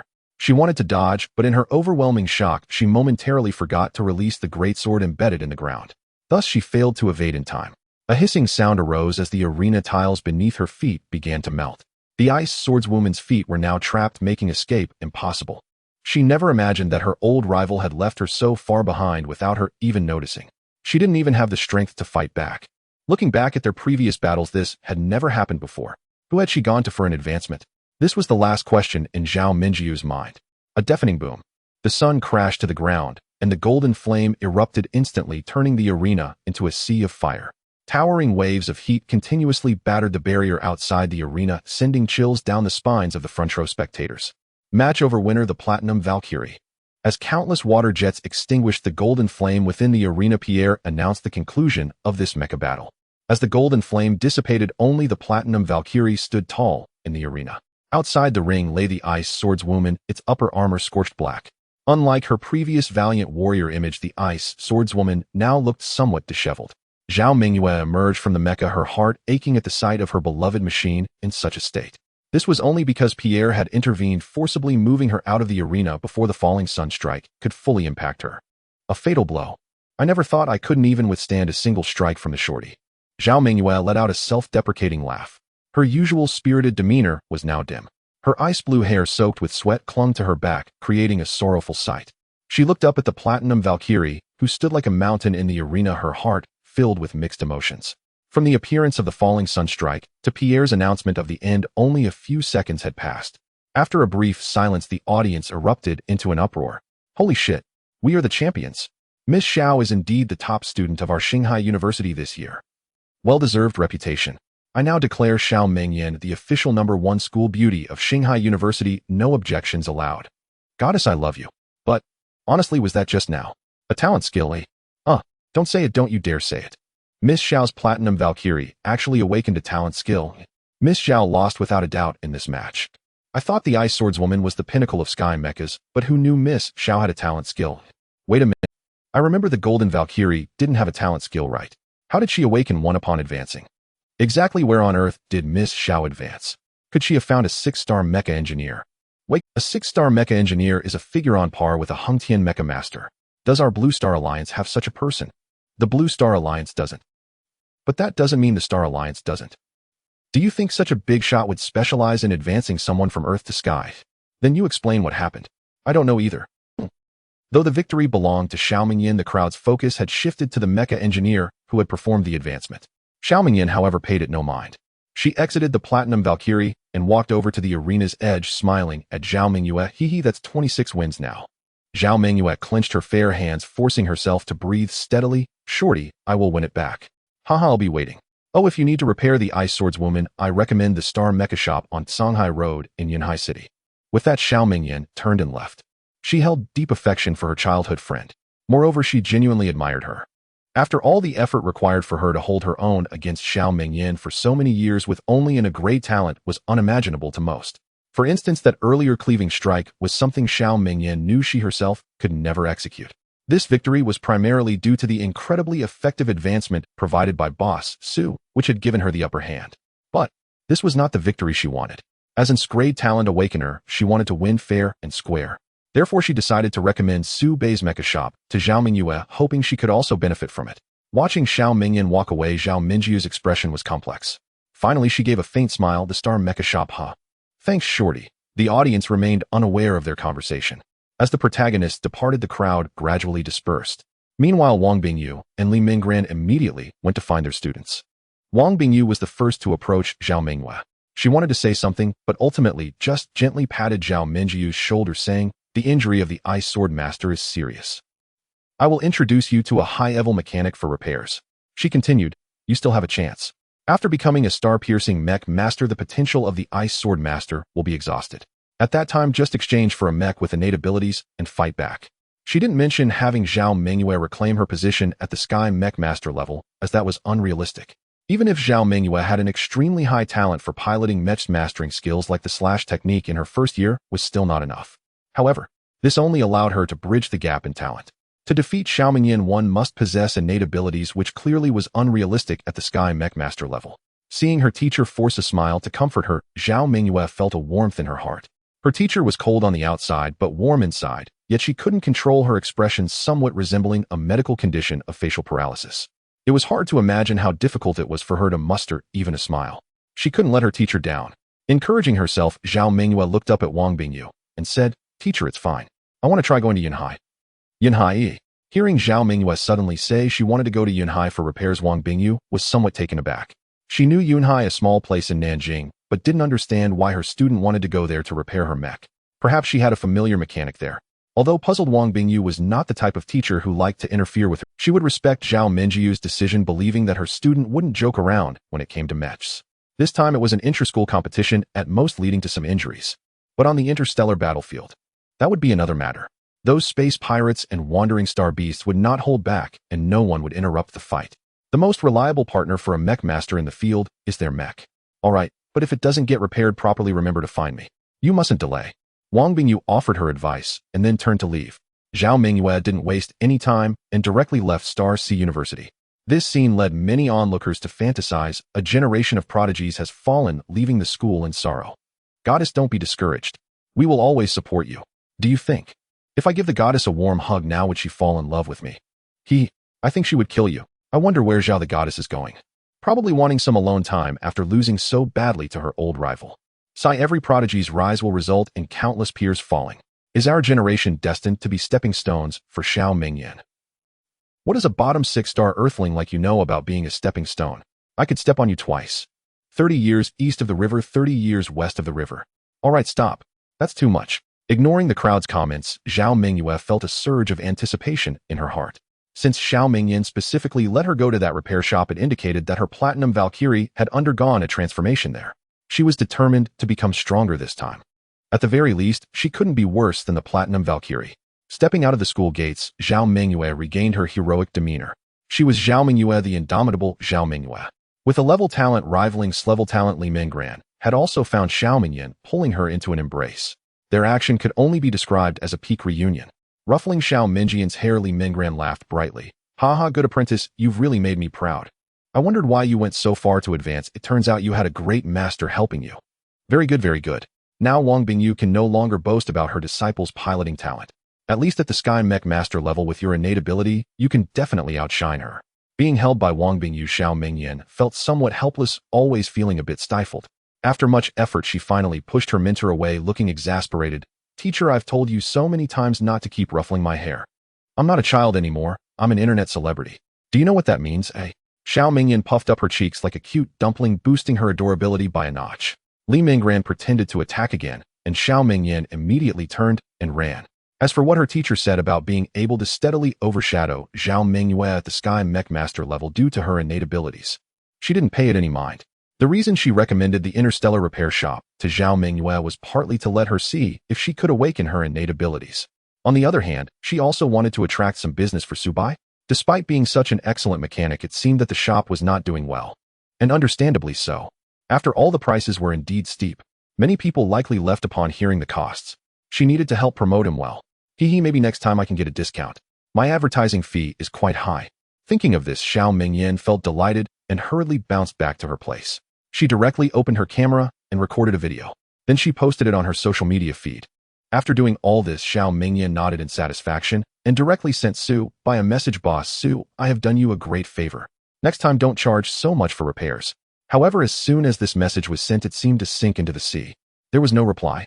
Xiao Mingyan, he's probably busy. After all, there's a lot for a star mechanic to learn, not to mention, he's still so young. It must be that way. After a bit of self-talk, Xiao Mingyan suppressed her grievances and began to review today. To be honest, if it weren't for her specialty of instant step, the outcome of today's battle was still uncertain. Even Xiao Mingyan had to admit that Zhao Minjiu's piloting talent was indeed above hers. If everything related to mechs and talent were set aside, she definitely wouldn't be her opponent. But, so what? Her level talent was her advantage, just as Zhao Minjiu's piloting talent was hers. They were in a fair duel. She just didn't want to win relying solely on her mech advantage. While reviewing and summarizing, Xiao Mingyan occasionally checked her phone. After waiting for a long time, she finally received a reply from Su Bai. Our shop treats everyone fairly, the prices are just. There are no discounts. Xiao Mingyan. Good, so you're immune to reason? Ugh, scumbag. Angrily turning off her phone and tossing it aside, she began to meditate and cultivate to enhance her star power. Inside the interstellar mech repair shop, Su Bai had just completed his daily goal, successfully advancing to a high-level mech technician. The book titled From Novice to Advanced Mech Technician had officially fulfilled its purpose. As he took out his phone, he saw a message from Xiao Mingyan, leaving him utterly bewildered. Without a second thought, he replied with the previous message. A discount? No way. After sending the reply, Su Bai stretched contentedly. Now that he had a blueprint for his own mecha, his direction was clear. He had even settled on the initial material, new type nanometal. Though its strength was somewhat lacking, it could be assembled and formed rapidly. As for the issue of strength, he could simply use interstellar reinforcement to enhance it. The problem now is where to get nanometal. Su Bai had previously checked the system mall, but low-level materials like nanometal were not. This left Su Bai somewhat troubled. Looks like he'll have to check the market. He rubbed his chin, figuring that obtaining nanometal would require a trip to the metal market. Ding dong. Just as he was pondering, the doorbell of the repair shop rang. This surprised Su Bai, as he thought having Xiao Mingyan visit today was already the limit. Another customer now. Turning his head, he saw Zhao Mingyue already standing at the shop entrance. Her fervent expression made even Su Bai feel a bit overwhelmed. Are you the boss? I need mecha repairs. Zhao Mingyue cut straight to the chase, stating her request. Upon arriving at the interstellar repair shop and seeing its walls made of vibranium, she realized that the boss here must be the one who helped Xiao Mingyan awaken her innate skill. However, she was also somewhat uncertain, since Xiao Mingyan's innate skill was awakened through advancement, while hers was merely for repairs. Come in. Su Bai didn't say much, heading straight for the repair room and signaling Zhao Mingyue to follow. With a nervous heart, she followed Su Bai into the repair room and took out the Ice Sword Master mecha, whose upper armor was scorched. Seeing the damage on the Ice Sword Master and recalling Xiao Mingyan's earlier messages, Su Bai instantly understood this was done by Xiao Mingyan, right? Yes, that's right. Can you fix it, boss? Zhao Mingyue probed cautiously. Haha, Su Bai chuckled, then said directly, what you really want to ask isn't whether I can fix it, is it? You're after the innate skill too, aren't you? Seeing her little scheme exposed, Zhao Mingyue felt slightly embarrassed. But being straightforward by nature, she didn't beat around the bush and admitted openly. That's right, I'm here for the innate skill. Can I get it? Su Bai raised an eyebrow at this, not expecting Zhao Mingyue to be so candid. But he liked it. He preferred doing business with people who were direct and straightforward. He held up 2 fingers, 20 million star coins, and your needs will be fulfilled. Zhao Mingyue gasped sharply at the price, as she had anticipated it wouldn't be cheap. But she hadn't expected it to be this expensive.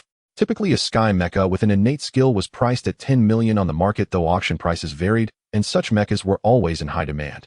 The price of 20 million star coins was hard for her to accept, yet giving up was equally unbearable. Please wait a moment. He'll go get the money. After a brief struggle, Zhao Mingyue made her decision.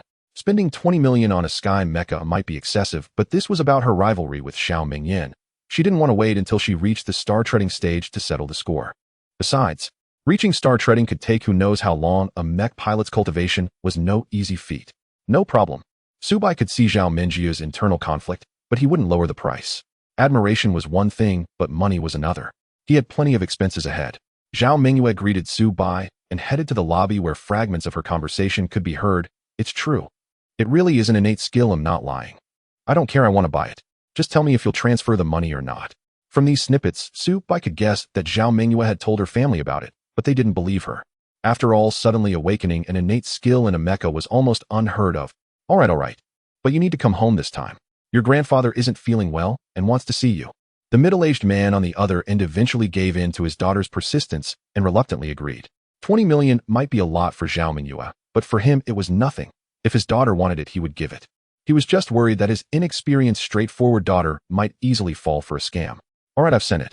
Remember to come home. I know. After receiving the money, Zhao Mingyue's tone turned somber. She seemed resistant to the idea of going home, and after saying her last words, she hung up the phone. Hearing the dial tone, the middle-aged man sighed helplessly. This girl. After Zhao Mingyue hung up, the man quickly dialed another number, his voice laced with menace. Check out who owns the Interstellar Repair Shop in Yunhai City. Whose assets are those? I want to see who dares to deceive my daughter, Zhao Tianming. The person on the other end hurriedly agreed, curious as to who would dare provoke such a figure. Were they out of their mind? Across the entire Blue Star, and even the Star Alliance, Zhao Tianming's name carried immense weight. He was a peak Meteor Star mech pilot, just one step away from becoming a Eternal Sky mech pilot. Not just in small Yunhai, but even in the capital, few dared to provoke him. Subai, of course, had no idea he was being watched by the father of the young woman before him. Even if he knew it, he wasn't a con artist. Subai ran his business with integrity.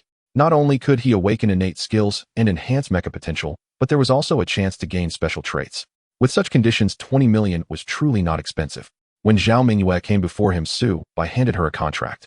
He had principles in business. Sign the contract first, then collect payment. Zhao Mingyue glanced at the contract, signed it immediately, and transferred the money. Ding. Star Treasury, 20 million star coins received. Please wait outside. After receiving the transfer, Subai ushered Zhao Mingyue out of the repair room. He turned to look at the charred ice sword master, noting that besides the scorched upper armor, the great sword and legs had also sustained significant damage.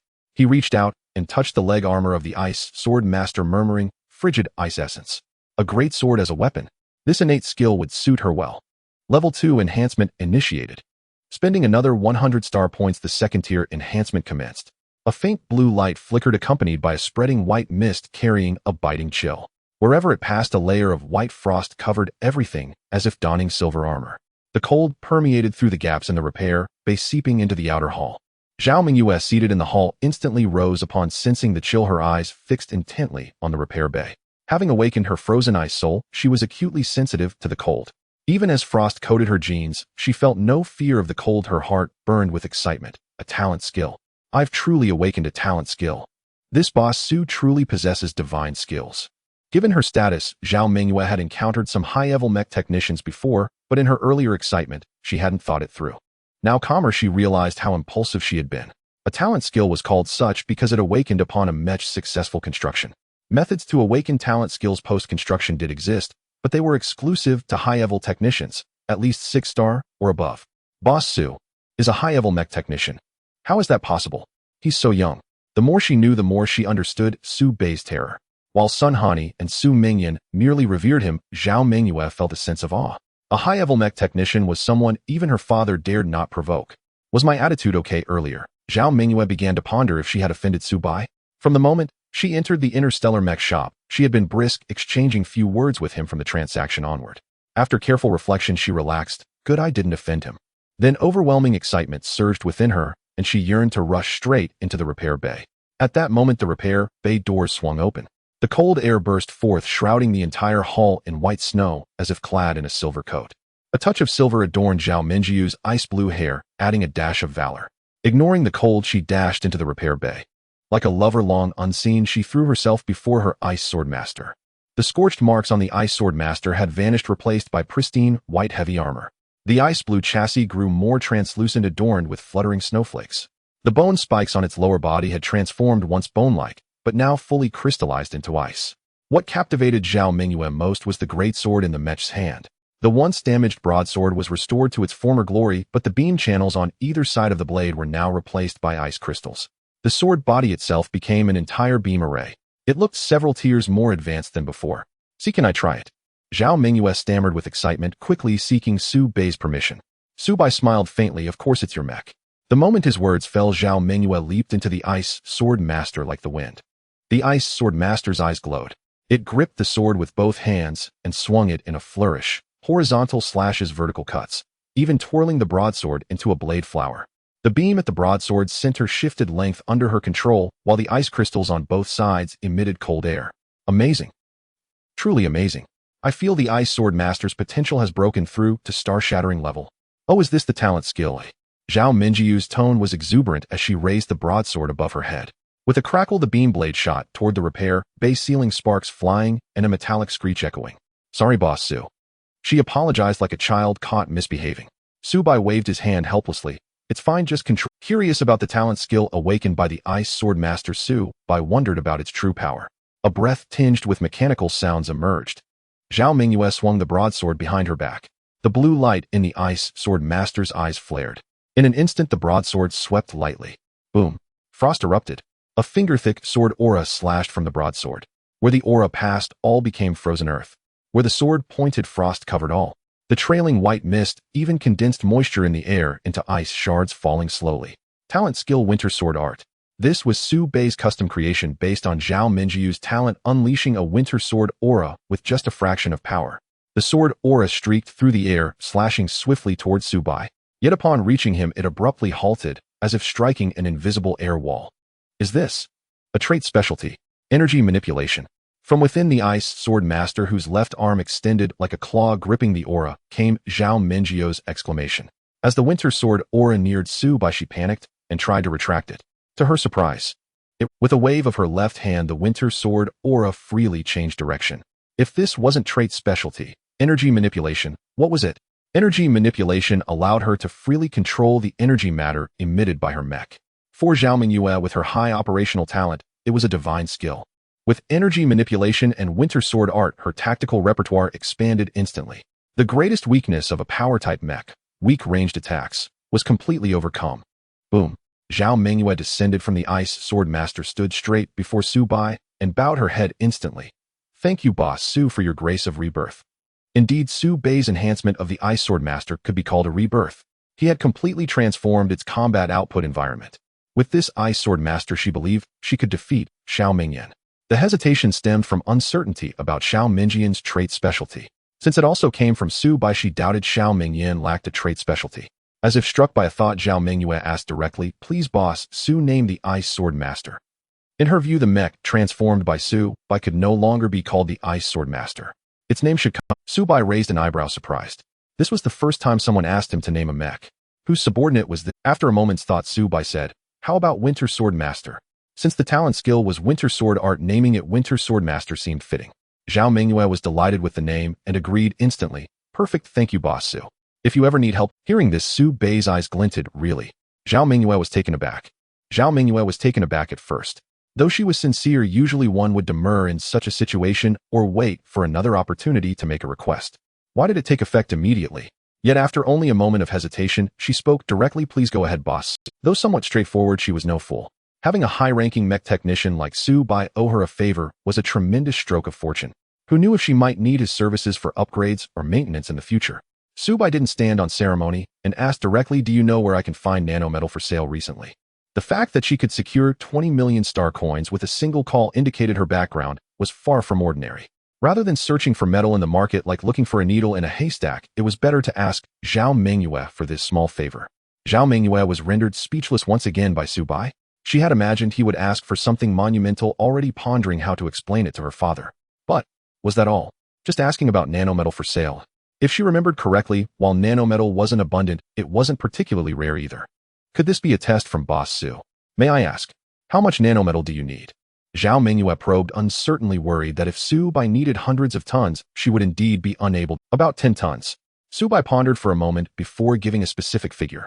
According to his estimate, his mecha's armament would use at most 5 tons of nanometal. Requesting 10 tons was mainly to allow for error. With his talent for fusing all things, he could store the excess in his star ring and replenish it promptly in case of damage. Zhao Mingyue was silent for the third time. 10 tons. She hadn't expected Su Bai to ask for so little nanometal. She could procure that amount from Shanghai University without even involving her family. "Is that too much? I could take less. How much can you get?" Su Bai, misinterpreting her reaction, thought he had asked for too much. "No, not too much. 10 tons, right? They'll have it for you by tomorrow, Boss Su." Zhao Mingyue quickly waved her hand. This was the first task Su Bai had entrusted to her, and 10 tons was easy for her to obtain. "Should I deliver it here?" "Yes. I start work after 10 a.m. So any time after that works. Seeing Zhao Mingyue agree, Su Bei's mood lifted. By the way, let me know the cost. No charge. 10 tons of nanometal isn't expensive. Zhao Mingyue hastily refused when Su Bai offered to pay. But Su Bai insisted a fair exchange of goods for money. That's my principle. Just charge me the market rate. If others willingly help, it's a kindness. To ask them to give it for free would be that was Su Bei's principle. Seeing his determination, Zhao Mingyue had no choice but to agree. All right, I'll come again tomorrow. By the way, the contact info. Before she could finish, Su Bai had already opened his Douyin 3D code. Once bitten, twice shy. Having been asked for his Douyin twice, he was prepared. Moreover, Zhao Mingyue was helping him find nanometal. He couldn't be vague. As if remembering something, Su Bai continued, also if you have any kryptonite, bring some. About 5 pieces should do. Kryptonite. Zhao Mingyue was puzzled. Kryptonite was the lightest core material typically used for vehicles. She didn't understand why Su Bai needed it, but she didn't ask further and simply agreed no problem. With that, she left the interstellar mech repair shop. Watching her go, Su Bei's lips curled into a slight smile. Today is a good day. He checked his Zinking balance. After spending 2 million star coins, he still had 5 million star coins remaining. That sum could afford an ordinary person a life of luxury. Of course, that was for an ordinary person. It was somewhat insufficient. After all, even a basic treading star mecha on the market cost around 10 million star coins. Add daily maintenance and upkeep, and the expenses were astronomical. Mech pilots sure are wealthy. Thank goodness there's no one above Eternal Sky mech pilot in Huaxia, or they might not be able to afford them. The deeper Su Bai delved into mech repair, the more he agreed with the title of money-devouring beast for mechas. Back in the day, he had been quite free with his spending, tipping pretty girls a few thousand star coins on a whim. Compared to mech pilots, now that was nothing. Keep working hard. One day you'll see what lies beyond Blue Star. Tomorrow I'll have my mecha, and I won't be an honorary sky mech pilot with star power, but no mecha anymore. Piloting a mecha had always been Su Bei's dream. Now he was just one step away from realizing it. After quickly removing the frost from the shop, he headed home, his mood so light that his walk was almost breezy. After Su Bai left, a figure in black lingered at the entrance of the interstellar mech repair shop for a long time. Then he circled the shop twice. A glint of astonishment shone in his eyes. Walls made of vibranium. So extravagant. I heard that Sun Family Girl's mecha was repaired here. That damned mech technician ruining our plans. He must be eliminated. Using vibranium for the walls. He must be quite wealthy. Greed flickered in the man's eyes. Upon closer inspection, his pupils were different from those of Blue Star natives. They were vertical slits. Time to prepare. With that, the man in black vanished. Almost the instant he disappeared, a group of young people surged to the shop's entrance. Staring at the vibranium walls, they stood dumbfounded. Holy shit. It's real. It's not just a picture online. Our Yunhai actually has a repair shop of this caliber. No kidding. Didn't Xiao Mingyan recommend this place? How could it be fake? But still. Enough, let's go in and check it out. I've never been inside such a high-end shop. Damn. It's closed. What kind of repair shop closes at 5 in the afternoon? Does this boss even know how to run a business? Forget it, it'll come back tomorrow. I've got to get my mecha serviced. The next big exam is coming up soon. In their hands, a video was playing. On screen, Xiao Mingyan flashed her sweet smile, enthusiastically praising the interstellar mech repair shop skills. However, the costs are high, so please spend within your means. Of course, it's absolutely worth every coin. Su Bai, having returned home, was completely unaware of what had transpired after he left the interstellar mech shop. At this moment, his sole thought was to sketch out the prototype of his mecha armor. Although he had seen similar designs before, none of them satisfied him. In particular, one design with a bald head felt lacking in some way. Adding hair is unrealistic. How about making the entire head transparent? No, that seems too dangerous. The helmet of the Winter Sword Master looks decent. It'll create something similar. Yes. Refine this part further. If the core uses kryptonite, the gap in the isolation layer and the neural connection components should be spaced further apart. Approximately 40 centimeters, this distance should suffice. Soon Su Bei's pen danced like a dragon, unleashing his imagination on the white paper. Ultimately, he designed a mecha armor clad in battle gear, topped with a martial artist's helmet strikingly reminiscent of the Chinese General Lu Fengxian. Su Bai found the red tassel at the back of the armor too long and deleted it. This should be about right. The specifics will have to wait until the materials arrive tomorrow. After finishing, all this darkness had fallen. Having gone wild the previous day and studied mecha knowledge all day today, he felt exhausted. Su Bai did not immediately delve into the inherited skills of the star-level mech masters, understanding the principle of biting off more than one can chew. Since time was still ample, he decided to rest well tonight first. Kicking off his shoes, he climbed into bed and pulled up the covers. Su Bai soon drifted into slumber. Outside the city of Yunhai, at the Xie family mansion, the black-clad man from before had returned to the Xie family, kneeling before a man wearing a half-human, half-ghost mask and draped in a black robe. Beside the man stood a middle-aged figure with salt and pepper hair, his gaze vacant like a marionette. Master, we have located the mech shop that interfered with our plans. What should we do? Duan Han lowered his head, seeking the black-robed man's instructions. The Sun family girl's mecha has been restored, and our puppet has been exposed. The hope of entering the interstellar university through the grand exam is slim. Since that person is so fond of meddling, let him understand that everything he does comes at a cost. However, don't act rashly for now. First ascertain his strength. There are powerful figures among mech masters. The black-robed man spoke slowly after a moment of silence. Duan Han's pupils contracted upon hearing this, but delay invites change. If the Blue Star Alliance catches on, I fear. The black-robed man's eyes flashed coldly beneath the mask. Did you not hear me clearly? Duan Han quickly shook his head, panic in his voice. This subordinate dares not. You may leave. The black-robed man withdrew his oppressive aura and turned slowly. The Blue Star Alliance. They likely have their own troubles now. Duan Han's expression shifted slightly, but he asked no further questions and departed. Before leaving, he cast a contemptuous glance at the puppet-like middle-aged man. Yunhai Xie family. This is the fate of those who oppose us. Indeed, the middle-aged man with graying hair and vacant eyes was Xie Zhihao, the patriarch of the Yunhai Xie family. He was a 9-star mech master of the star-treading level, just one step away from becoming a star-breaking mech master. A powerhouse of such caliber ranked among the top 10 in Yunhai. Yet now he had been reduced to a puppet, a testament to the black-robed man's terror. After Duan Han left, the black-robed man's expression grew conflicted. Blue Star Alliance. In 6 months you will pay for the decisions you made back then. His vertical pupils blazed with a fire of hatred, burning fiercely. His grudge against the Blue Star Alliance ran deep. After a long moment, he regained his composure. With a flick of his black sleeve, he said, "Go check on Subject 1's condition." "As you command." Xie Zhihao replied in a dull tone, nodded, and left the hall. In the central mansion of Yundun, Nanjiang Province, Zhao Tianming stared at the documents in his hands, his expression complex, as his right index finger tapped rhythmically on the desk. "I never expected. It's his son. I knew that old rogue had been hiding out somewhere all these years. Turns out he went to Yunhai. Oh well, since it's the son of an old friend, losing a bit of money is no big deal. Such a young lad, already up to no good, just like his father. No, I must tell Yaya to stay away from that." When Zhao Tianming first saw Su Bei's file and learned he was only 19, the same age as his own daughter, he was furious. He nearly ordered his mecha squadron to wipe out the interstellar mech shop, until he saw the section on Su Bei's father, Su Nantian, 48 top secret, mother Zhou Moyun, 45 top secret. These two entries instantly quelled Zhao Tianming's anger, replacing it with a flicker of surprise.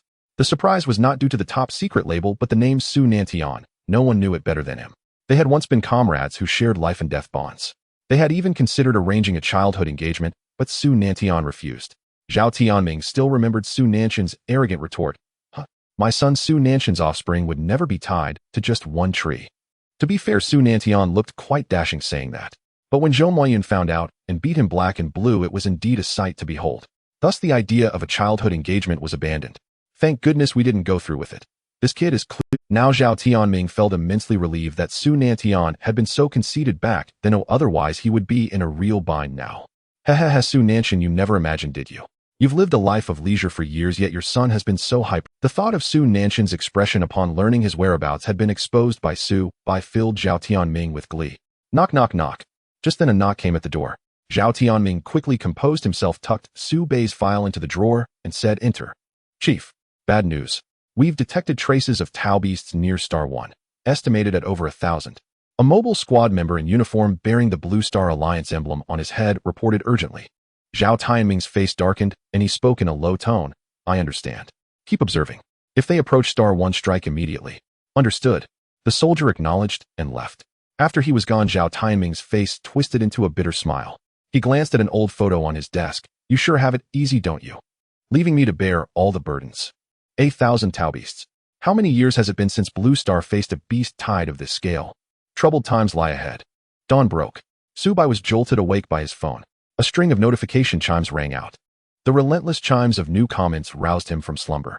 Su Bai sat up on the edge of the bed, still half asleep. He picked up his phone, saw the red circle showing 99 notifications, and was even more bewildered. What's going on?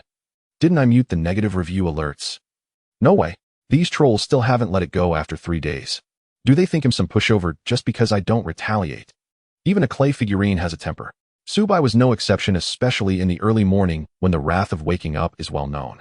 Su Bai rolled up his sleeves, ready to battle these trolls to the end. But the moment he opened his phone, he froze. What greeted his eyes was not the barrage of negative comments he had expected. Instead, there were positive reviews and even more peculiar comments.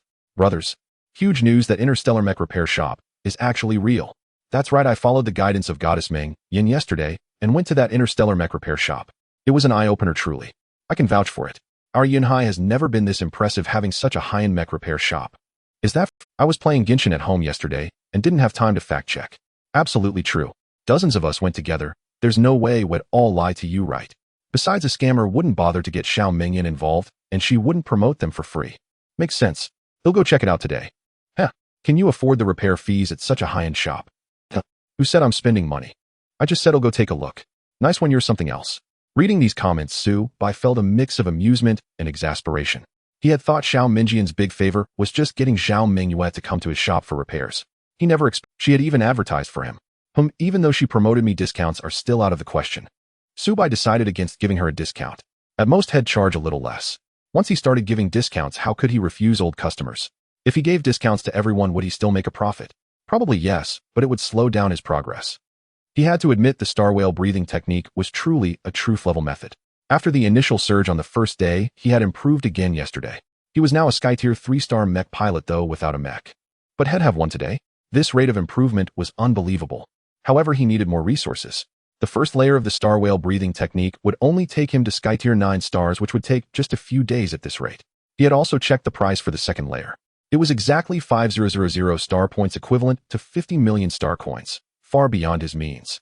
Not to mention, he also needed to upgrade his mech, which cost 10 times more for each tier. Forget it. Thinking about it only made him feel poor. Sigh. Being a mech pilot is too expensive. Su Bai shook his head helplessly. Maybe this was the price of chasing his dream. Just then his Douyin app lit up. A message from She's Like a Goddess. So boss Su, I did you a big favor, didn't I? It was from Xiao Mingyan. Who would have thought that the sweet and lovely Xiao Mingyan would have such a narcissistic user? Su Bai thought for a moment and replied, thanks, but still no discount. At her home in Yundu, Xiao Mingyan was lounging with her fair legs swinging eagerly, awaiting his reply. And that's what she got. Xiao Mingyan was furious. She threw her phone onto the bed and pounded the mattress with her thump, thump, thump. Bah, jerk. Her plan for a nap was ruined. She got up to meditate, channeling her frustration into effort.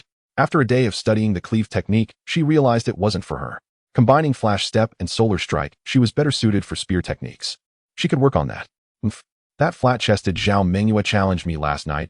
She must have made... I can't accept her challenge until I master an intermediate technique.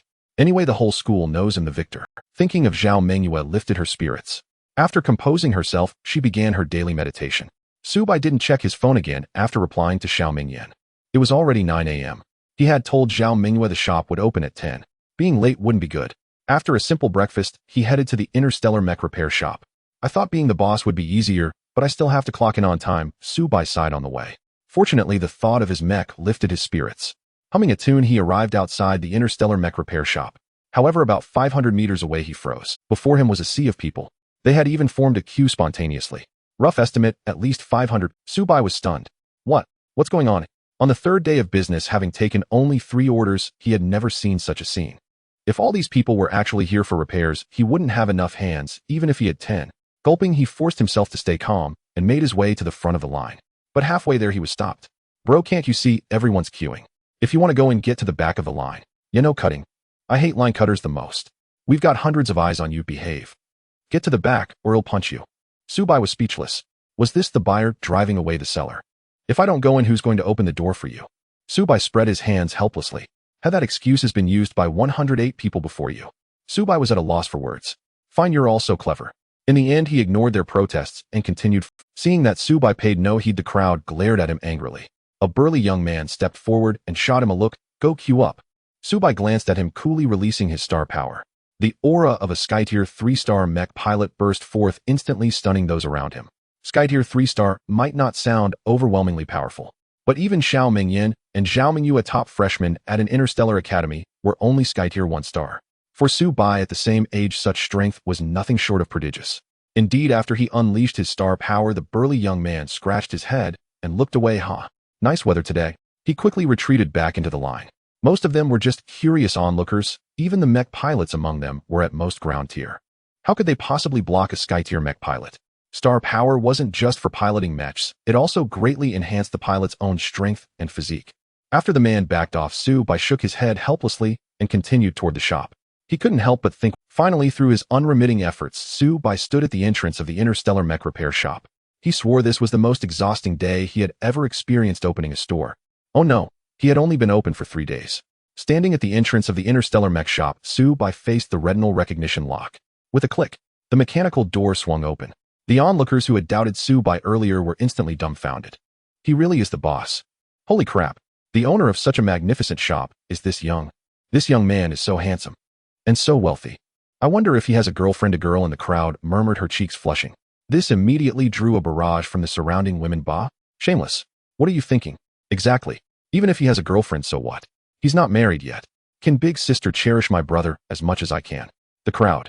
You really know how to play the game. The shop door opened, and the people at the front surged forward, instantly crowding around the interstellar mech repair shop. Upon seeing that the interior of the repair shop matched the pictures exactly, they erupted in exclamations. Holy crap. The inside is even more impressive than the outside. Are these all the latest models? Holographic projection, thermal tracking beam, thermal knife, full mech support frame. This. Even the desk is made of vibranium. Are they treating vibranium like iron? This is vibranium. It's at least a material used for mechs above the star treading level, and they're using it for a desk. Such a waste, such a terrible waste. What kind of background does this boss have? Is he some rich young master? Probably only they have money to burn like that. What a pity the shopkeeper is so young, his mech repair skills probably aren't great. In the end, goddess Ming Yan has been sigh. Hearing these words, Su-bai couldn't help but twitch at the corner of his mouth. Some people even managed to grope him in the chaos. Finally, unable to bear it any longer, Su-bai said, all right. Maintain order. Those who need repair services come in, everyone else wait outside. At the same time, he released his star power, pushing back those who were too close. Only then did the repair shop quiet. Most of the curious onlookers left the shop and gathered outside. Yet quite a few mech pilots remained. Oh, boss, how much does it cost for a full maintenance of a land mech here? The bespectacled young man at the front asked. He mainly wanted to experience the effect of this cutting-edge maintenance technology. Su-bai glanced at him indifferently. 100 star coins. This time, he didn't quote a random price, but followed the standard for a star-rated mech mechanics maintenance. Naturally, he wouldn't use interstellar enhancement on them. What? You say Su-bai isn't a star-rated mech mechanic yet? He will be soon. After all, he possesses many inherited skills from 1 to 3-star mech mechanics, doesn't he? Hearing Su-bai's quoted indeed caused quite a stir. What? A single maintenance costs this much? I remember a high-level mech mechanic charges only 100 star coins for a land mech maintenance, right? You're charging 10 times that. Yeah, just because the equipment is advanced, you can jack up the price arbitrarily. We'll report you. Don't you dare claim you're a star-rated mech mechanic. Bah. Rip off. Let's go report him. Su-bai remained utterly unfazed, even a little amused. Those who said such things were usually not genuinely interested in maintenance, otherwise why would they lash out without asking about the details? Thus another wave left. Only about 10 people remained in the shop. Su-bai raised an eyebrow, clearly more staid than he expected, and the bespectacled young man who had asked first was still there. He adjusted his glasses, thought for a moment, and asked, may I ask, what does the maintenance here include? Oh, someone who knows the ropes. Hearing the young man's question, Su-bai became instantly interested. He selected 2 maintenance techniques from the first-tier inherited skills displayed on his task: assistant mech skeletal unclogging and outer armor coating. Since the other party had asked sincerely, he had to offer some real substance. Indeed, including the bespectacled young man, the remaining 10 people's eyes grew fervent upon hearing Su-bai's maintenance offerings. Zhou Yunjing, the bespectacled young man, didn't hesitate for a moment. He directly took out his phone and scanned the 3D code nearby. Ding. Starry Treasure account credited 1000 star coins. Please give my mecha maintenance shopkeeper. After hearing the techniques Su-bai introduced, Zhou Yunjing realized that the man before him was a star-rated mech mechanic. And at such a young age, his future was boundless. He had to latch onto this golden opportunity. Following Zhou Yunjing, the remaining people also stepped forward one by one, scanning the 3D code. In just a short moment, Su-bai had another 1000 star coins credited to his account. They didn't doubt Su-bai's words either. With such a lavishly decorated shop, he couldn't possibly be a fraud. Otherwise, he wouldn't be so ostentatious. Since that was settled, their thoughts naturally aligned with Zhou Yunjing's. Strike while the iron is hot, a opportunity knocks, but once. After receiving the payment, Su-bai led Zhou Yunjing to the first repair bay, while telling the others to wait in the other bays.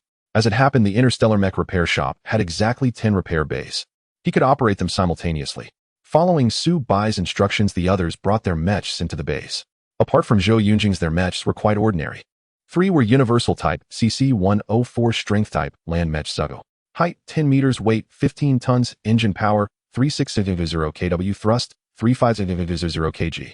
Two were universal type BA-101 speed type, land mech turbo. Height 11 meters, weight 10 tons, engine power 3700 kW, thrust 3700 kg. Four were universal type DH-102 arm type, land mech green kai. Height 10 meters, weight 15 tons, engine power 3700 kW, thrust 3600 kg. Finally, there was Zhou Yunjing's mech. In repair bay no. One a mech stood its entire body, a mix of purple and green light and heavy armor with the upper torso arched like a shrimp, the lower body covered in countless scales, and a serpentine head. FE-255 balance type land mech belly king snake. Height 12 meters, weight 26 tons, engine power 7300 kW, thrust 600 kg. And this belly king snake was even a 3-star land mech. It was on par with Sun Hani's Red Moon. This was Su Bai's first time seeing a balance-type mech, and he hadn't expected that the unremarkable bespectacled young man was actually a little prodigy. The other's talent now appeared before him. A grade talent, heart-corrupting venom. A poison-type talent was it. No wonder he chose the abdominal king snake, a balanced mecha. Poison-type talents don't synergize well with either strength or speed types, as their main strength lies in spreading attacks. The suitable choices are the armed and balanced types. However, there are too few weapons that can utilize poison attacks in the armed type. Using other weapons would be counterproductive. Of course, the so-called poison here isn't aimed at the mecha pilot's body, but rather electronic viruses targeting the mecha. By penetrating the mecha's skeletal joints and damaging internal circuits, it causes the mecha to malfunction and break down. The poison that can truly threaten living beings is actually weak. Mecha pilots like Zhou Yunjing typically use this in mecha battles or interstellar wars. Against star beasts, it's somewhat lacking. Aside from him, the others all have body enhancement talents. That's why they chose universal mechas. In this world, most mecha pilots possess body enhancement, while those with special abilities are a minority. After briefly confirming their information, Su Bai approached the central console. Maintenance didn't require him to work on each one individually. With the equipment of an interstellar mecha repair shop, he could easily perform multi-threaded operations. The others had no objections. After all, in their minds, Su Bai was a star-level mecha technician, and he must have his reasons for doing so. However, when Su Bai began multi-threaded operations using the central console, they were still astounded by his masterful technique. First was the No.1 maintenance bay, where the abdominal king snake was located. Utilizing the inherited skills from his mind, Su Bai directly controlled the mechanical arms and instantly and smoothly removed the entire outer armor of the abdominal king snake. Unlike universal speed or strength-type mechas, the balance type emphasizes precision. The disassembly of almost every piece of light or heavy armor requires extreme finesse. Otherwise, it cannot be removed. Yet Su Bai accomplished all this using only the mechanical arms. This prompted the onlookers to whisper, "So this is the skill of a star-level mecha technician." He actually removed the abdominal king snake's armor with mechanical arms. If this were combat, could he easily dismantle our mechas too? It's possible. But most mecha technicians don't have mecha talents, so there's no need to worry too much. True. After all, they know the weaknesses of mechas best. If they all had mecha talents, they'd be devastating weapons. While the others chatted, Zhou Yunjing watched Su Bai's operations intently. He knew best the uniqueness of the abdominal king snake, even among balanced mechas. The reason was its special structure. Its upper body arched like a shrimp, primarily for flexibility. The abdominal king snake was one of the few mechas capable of a half-body pivot. That was why he chose it. A sudden half-body pivot made his poison attacks more unexpected. Likewise, due to this, the abdominal king snake's structure was more complex and precise. It would have been fine if Su Bai only used one mechanical arm for armor removal. But the key was that he was simultaneously controlling 10. What level of mecha technician was he? Indeed, while removing the armor of the abdominal king snake, Su Bai had also stripped the outer shells of the Zaga turbine and green kai. All this was done in mere seconds. The crowd exclaimed in awe, "Holy crap! He's truly incredible. This 1000 was definitely worth it. Haha, those who left early must be kicking themselves. Seeing such an operation in a lifetime is priceless. This boss, Su, must be at least a 2-star mecha technician. Otherwise, he couldn't have such skill." In this, they were mistaken. Despite quickly learning 2 inherited skills through assistance, Su Bai was at best a 1-star mecha technician, and barely so. His ability to multi-thread operations relied mainly on the unity of all things and the insights from the star power tide caused by the star whale breathing technique that day. The unity of all things allowed him to fully control the mechanical arms, even 10 of them with ease. As for armor removal, observing the flow of star power made Su Bai extremely sensitive to the star power linking the mechas, enabling him to grasp it precisely without mishap. He wouldn't reveal these things. Let them misunderstand. He would soon become a 3-star mecha technician anyway. Su Bai was now fully focused on the 10 mechas displayed on the light screen. Next came the true test of skill. He maneuvered the 10 mechanical arms slowly above the mechas. From top to bottom, he gradually pushed, pulled, kneaded, and lifted. The 10 bulky mechanical arms moved as deftly as an old masseur's hands. Within minutes, he had kneaded all 10 mechas from top to bottom. This was no simple massage. While pushing and pulling, the mechanical arms reinforced the mecha's skeletal neuron components with electronic pulses, enhancing their sensitivity and tightness. The kneading and lifting processes removed dust and any accidentally lodged metal fragments from the mecha skeleton. After this procedure, the flexibility and lifespan of these mechas would both improve. The metal debris on the floor was the best evidence. After cleaning the mecha skeletons, the mechanical arms moved to the removed armor. Crack! The fingers of the mechanical arms instantly retracted, forming spray nozzles. Colorful sprays burst forth like a rainbow falling. As these sprays touched the outer armor, they instantly transformed into the armor's original colors. The rainbow hues became transparent coatings. Outer armor coating used dust-proof, waterproof, and heat-resistant PIA material to create an adjustable camouflage. It not only enhanced the mecha's durability in extreme environments, but also allowed for camouflage as needed. After completing this, Su-Bai operated the mechanical arms to reattach the armor. Mission accomplished. At this moment, including Zhou Yunjing, everyone's gaze towards Su-Bai had completely changed. They thought simultaneously stripping the outer shells of 10 mechas was Su-Bai's limit. But he had put on such a spectacular show for them. Yes, a show. This was no longer mere mecha maintenance, it was art. Is this really something we can see for just 1,000? One man was utterly stunned. I don't know. But this 1,000 was worth it. Oh no, damn. I didn't record a video of all this. I recorded it. Having said that, the young man who recorded the video asked Su-Bai hesitantly, Boss Su, can we upload these videos? A few youths were feeling a bit nervous at the moment. After all, star-level mechanics like Su-Bai typically had their own temperaments and rules. They did not dare to recklessly upload the maintenance video of such a significant figure, knowing they could not afford to offend him.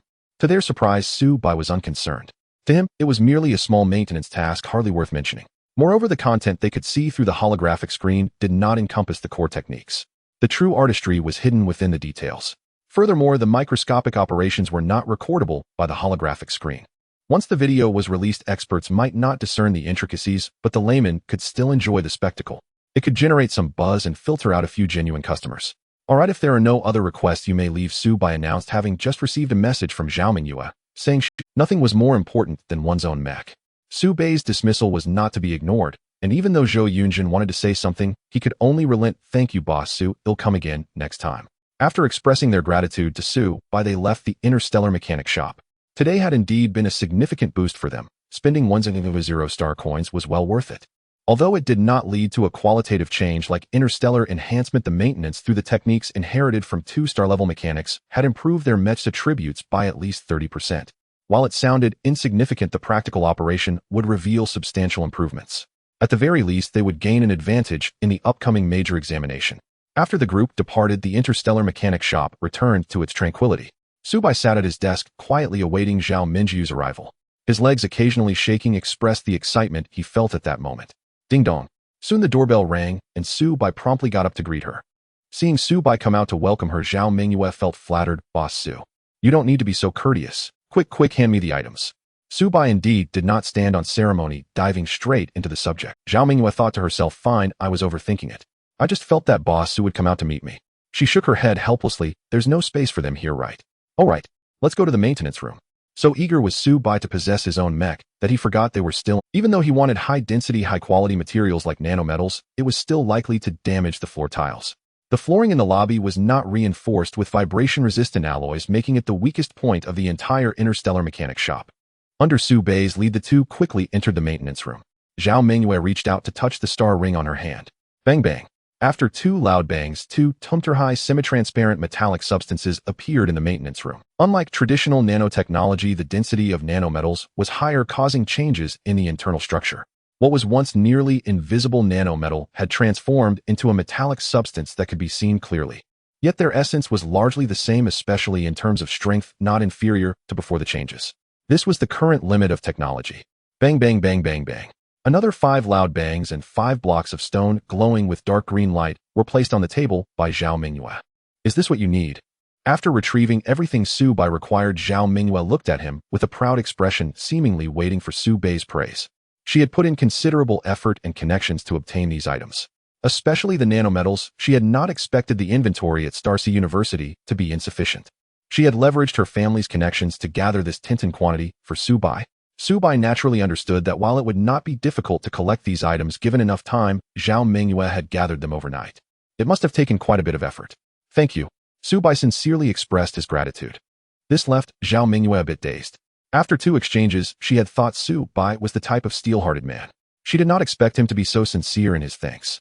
Feeling somewhat embarrassed, she touched her ear. You don't have to be so polite. How much do these cost? After thanking her, Su Bai directly inquired about the price. Zhao Mingyue. Su Bai's unpredictable rhythm always left people puzzled. It's a total of 250,000 star coins, with each piece of kryptonite costing 1,000 star coins and nanometals at 2,000 star coins per ton. She did not hesitate in the pricing. After all, Su Bai had made it clear before that fair trade was his principle. These were all market prices and she had no reason to misrepresent them. Su Bai nodded upon hearing this. Alright, I'll transfer the amount to you. Soon Zhao Mingyu's phone buzzed with the notification 300 star coins credited to your account. Boss Su. Zhao Mingyue was somewhat confused about Su Bai's intentions. Su Bai simply smiled faintly. What you mentioned earlier was all market price. It's clear that gathering these items in such a short time would come at a premium. I said fair trade is my principle. She hadn't expected to be caught by Su Bai. Indeed, she had quoted market prices and adhered to Su Bai's principle. However, Zhao Mingyue chose to bear the premium herself, as she had promised Su Bai that he could ask her for anything he needed. Now that she had been found out, she could only helplessly stick out her tongue as if to act cute. If this scene were seen by those who knew Zhao Mingyue, they would surely be astonished. To them, Zhao Mingyue had always been a very cool girl. With a straightforward personality and a boyish demeanor in her work, it was unexpected that she would show such a girlish, Is Boss Su planning to use these materials to create equipment? Zhao Mingyue couldn't help but ask as she looked at Su Bai, who was examining the nanometal. Something like that. Su Bai, touching the nanometal, did not intend to hide. I plan to use these to construct a mech. A mech, eh? Zhao Mingyu's eyes lit up as if recalling something. Is Boss Su preparing to build a mech arsenal? Having grown up in a family that nurtured her understanding, Zhao Mingyu's knowledge of mechs was superior to that of the average mechanic. Materials like nanometals are unsuitable for conventional mechs, and kryptonite as a core power source does not provide sufficient power and thrust to support large mech demands. Thus, it was evident that the mech Su Bai intended to build was purely an arsenal. Can I see it here? Zhao Mingyue asked hesitantly. She had never seen an arsenal before. Not to mention her very few on Blue Star had seen one. Due to craftsmanship not meeting standards, mechs were mostly conceptual. What could actually be made were merely some auxiliary mechs for conventional tasks. Zhao Mingyue had witnessed Su Bai's mechanical skills. She did not believe he could create such trivial things. She did not want to miss the moment of witnessing the birth of a mech arsenal. Alright. After Zhao Mingyue proposed to watch, Su Bai pondered for a moment before nodding in agreement. But it might take a while, and you can't enter the repair bay, so you'll have to stay in the main hall. After all, she had helped him, and fulfilling such a small request as seeing the mecha was something Su Bai could readily accommodate. He had no intention of hiding the mecha. It would eventually see the light of day. As long as she didn't witness the construction and enhancement processes, it would be fine. Okay, I promised to sit still in the hall without moving a muscle. The moment Su Bai's words fell, Zhao Mingyue nodded frantically in agreement. Such a once-in-a-lifetime opportunity. She would have been willing to wait, even outside the door, let alone in the hall. At the same time, she gloated inwardly. Hee hee, you shorty. You have no idea what you've missed. Ah, shoot. At that moment, Xiao Mingyan, who was meditating, suddenly sneezed and wondered, what's going on? Am I catching a cold? That shouldn't be. Though slightly puzzled, Xiao Mingyan didn't dwell on it and continued her meditation. At the interstellar repair shop, following Su Bai's gesture, Zhao Mingyue closed the shop's door. Now only she and Su Bai remained in the vast space. Though one was in the hall and the other in the repair bay. Su Bai's reason for closing the shop was simple. He had no idea how long it would take to build the mecha.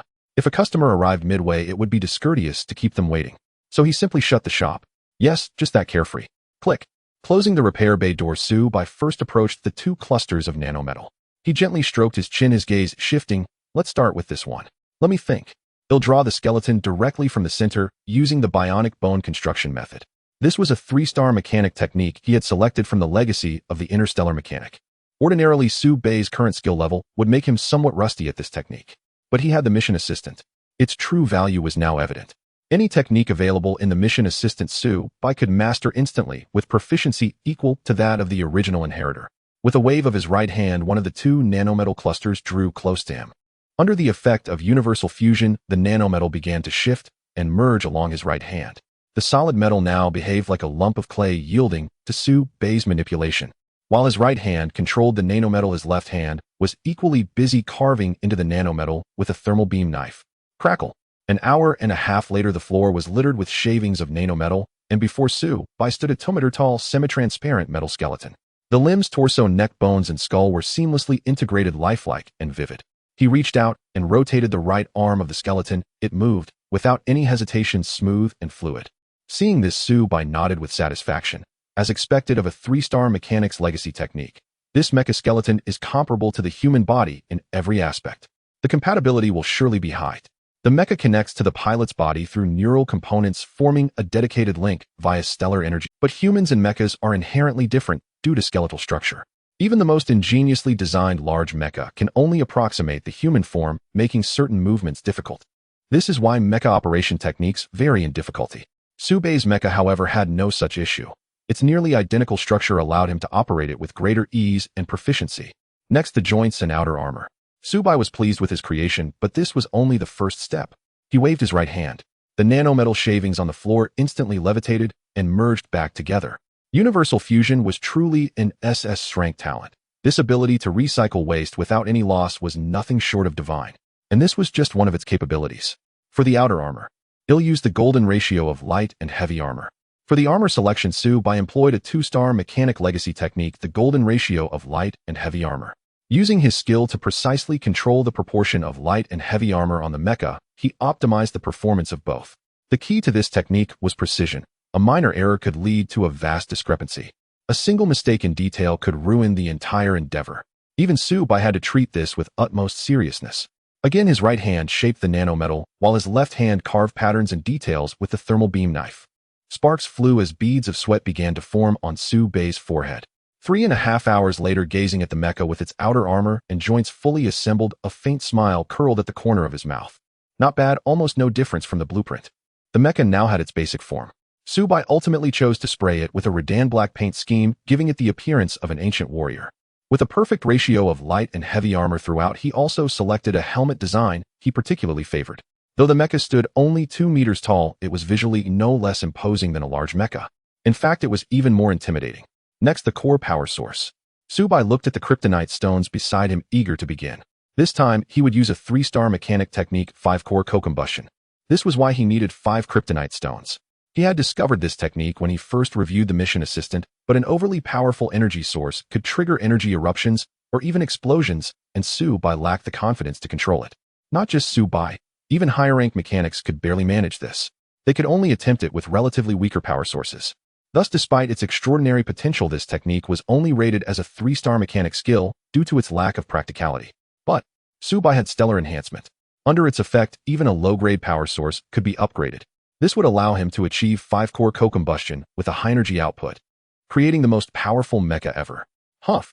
He exhaled a breath of turbid air and wiped the sweat from his brow. Approaching the 5 dark green kryptonite stones, he spread his arms wide. The 5 kryptonite stones instantly levitated. They arranged themselves in a pentagram formation at 5 different points. Then gradually they drew closer together. As the 5 stones neared one another, a web of energy formed at their center. The energy web connected the cores of the 5 kryptonite stones, converging their power, and a green light flickered.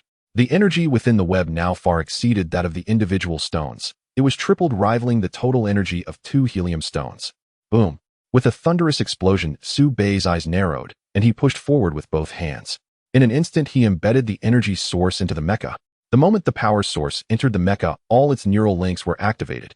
A terrifying shockwave erupted, shaking the entire interstellar repair shop. The tremor startled Zhao Mingyue, who had been meditating cross-legged in the hall.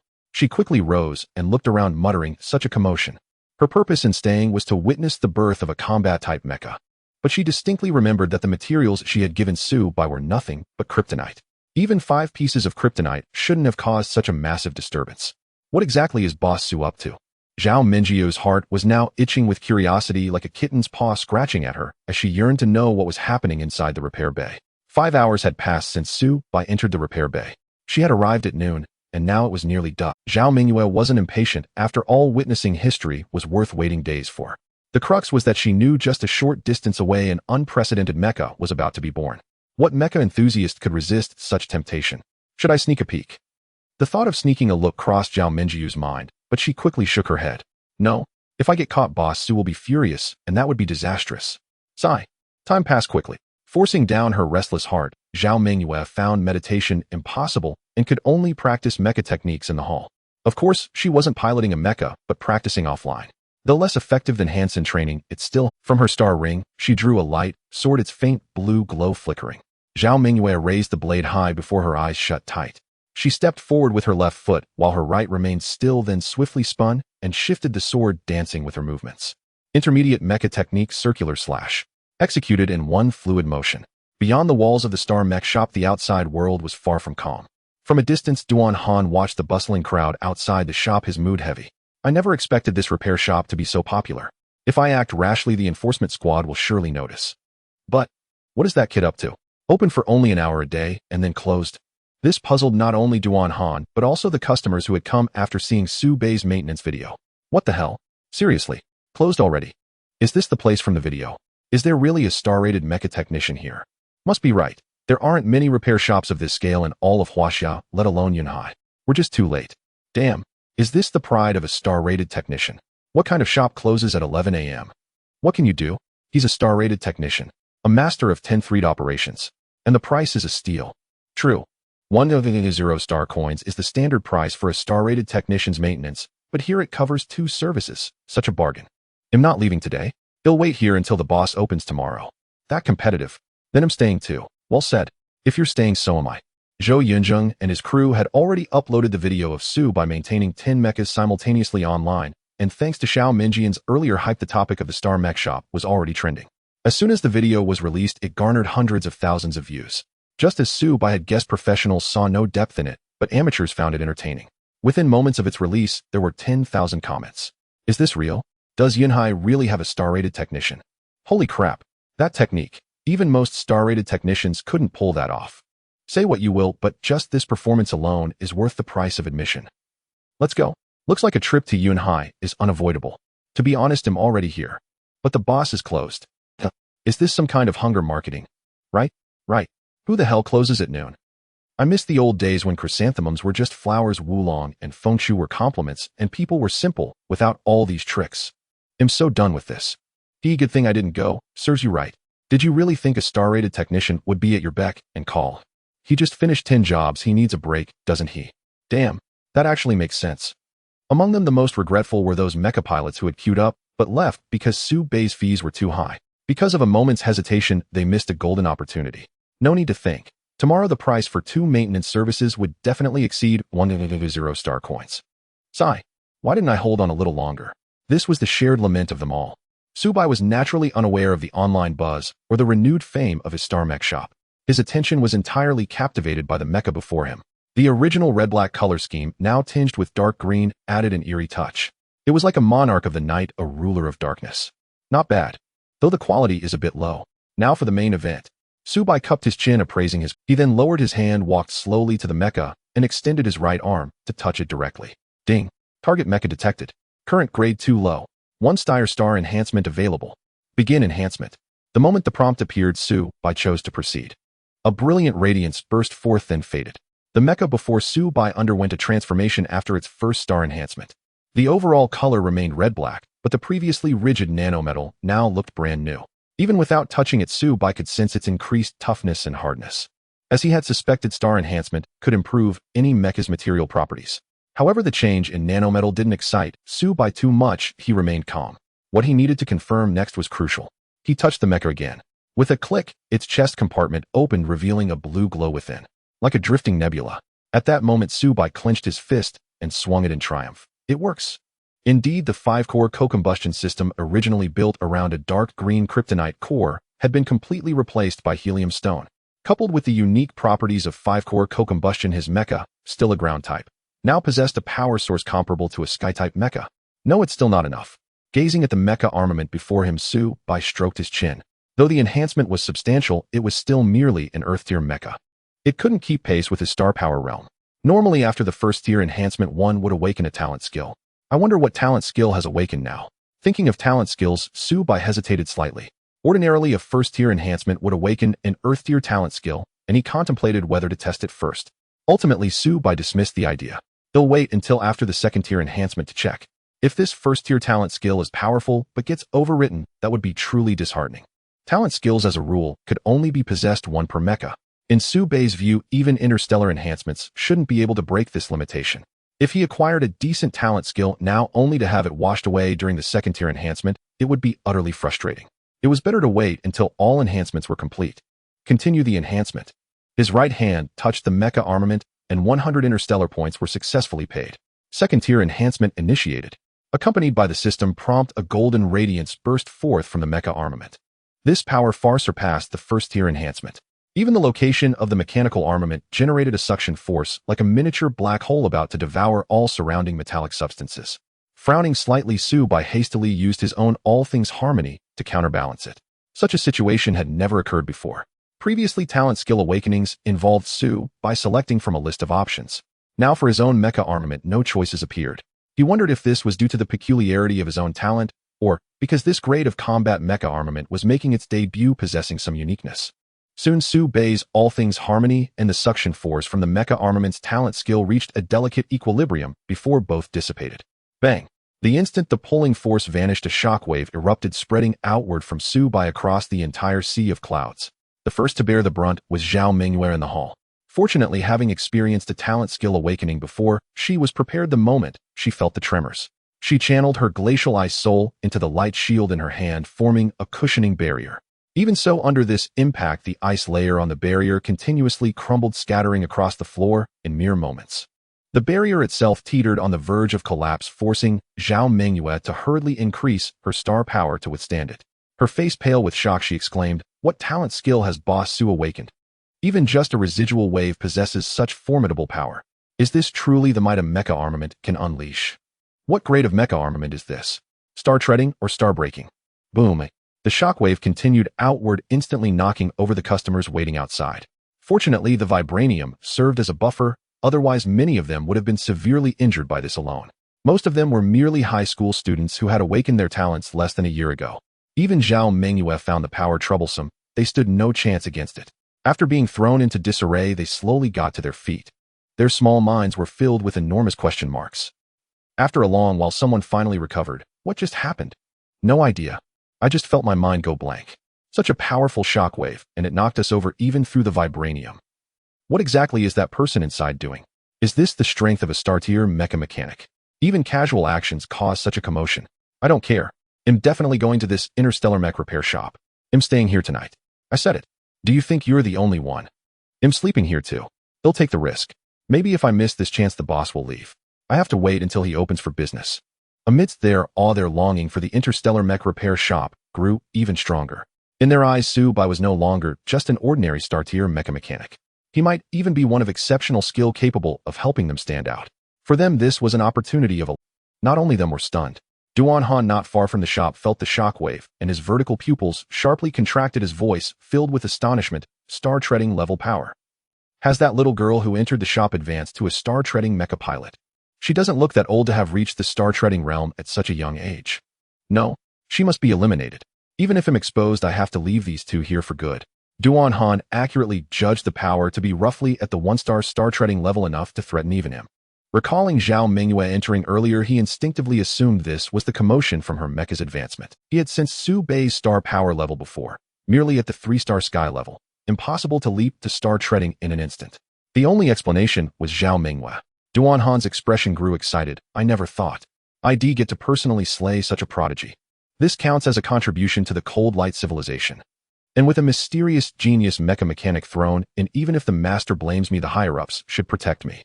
Let's do it." Duan Han's vertical pupils flickered as he stared at the shop, his fists clenched tightly, clearly entering a combat-ready state. Boom. The shockwave dissipated. Su Bei lowered his right arm from shielding his eyes. The blast had been so intense that it had even caused tiny cracks in his goggles. For safety, he had raised his hand to protect his eyes. As his arm dropped, the sight before him made a wild grin spread across Su Bei's face. Before him stood the crimson-black mecha armament. Compared to before, its outer armor was now more intricate, and even a light touch yielded a springy rebound. This was the epitome of toughness, with the outer armor's tension maxed out. Moreover, the armament's appearance had changed. Previously about 2 meters tall, it now reached 3 meters. While insignificant for a full mecha, this was a mecha armament. Maintaining the same internal space while increasing height meant the amount of stacked metal materials had multiplied. And indeed it had. The armament, originally weighing around 10 tons, now registered 100 tons on the workshop's instruments. This weight was comparable to an average Skytier mecha. What pleased Subai most, however, was the core power source. 5 azure spheres floated within the core power source, with energy flowing between them in a network. This energy web continuously contracted and expanded, pulsating like a heartbeat. The key point was, their material was not the lightstone Subai had guessed, but a higher-grade mang seeds. 5 mang seeds formed a 5-core co-combustion. Did it actually reach the grain and ear stage? Subai was somewhat surprised by this. Not every second-tier enhancement would necessarily advance the mecha's core power source to the grain and ear stage. For instance, Zhao Minjiu's Winter Swordmaster still had a power source that was half grain and ear and half lightstone. Moreover, her Winter Swordmaster possessed only 1 core power source, while he was utilizing 5. The gap between them is not something that can be easily explained by mere quantity. Perhaps it was that special state before. The talent skill resonated and caused an enhancement mutation, resulting in an overcore power source. Subai pondered for a moment and offered his own speculation. This was the only explanation for why, despite both being second-tier enhancements, his results were vastly superior to those of Zhao Mingyue and Xiao Mingyan.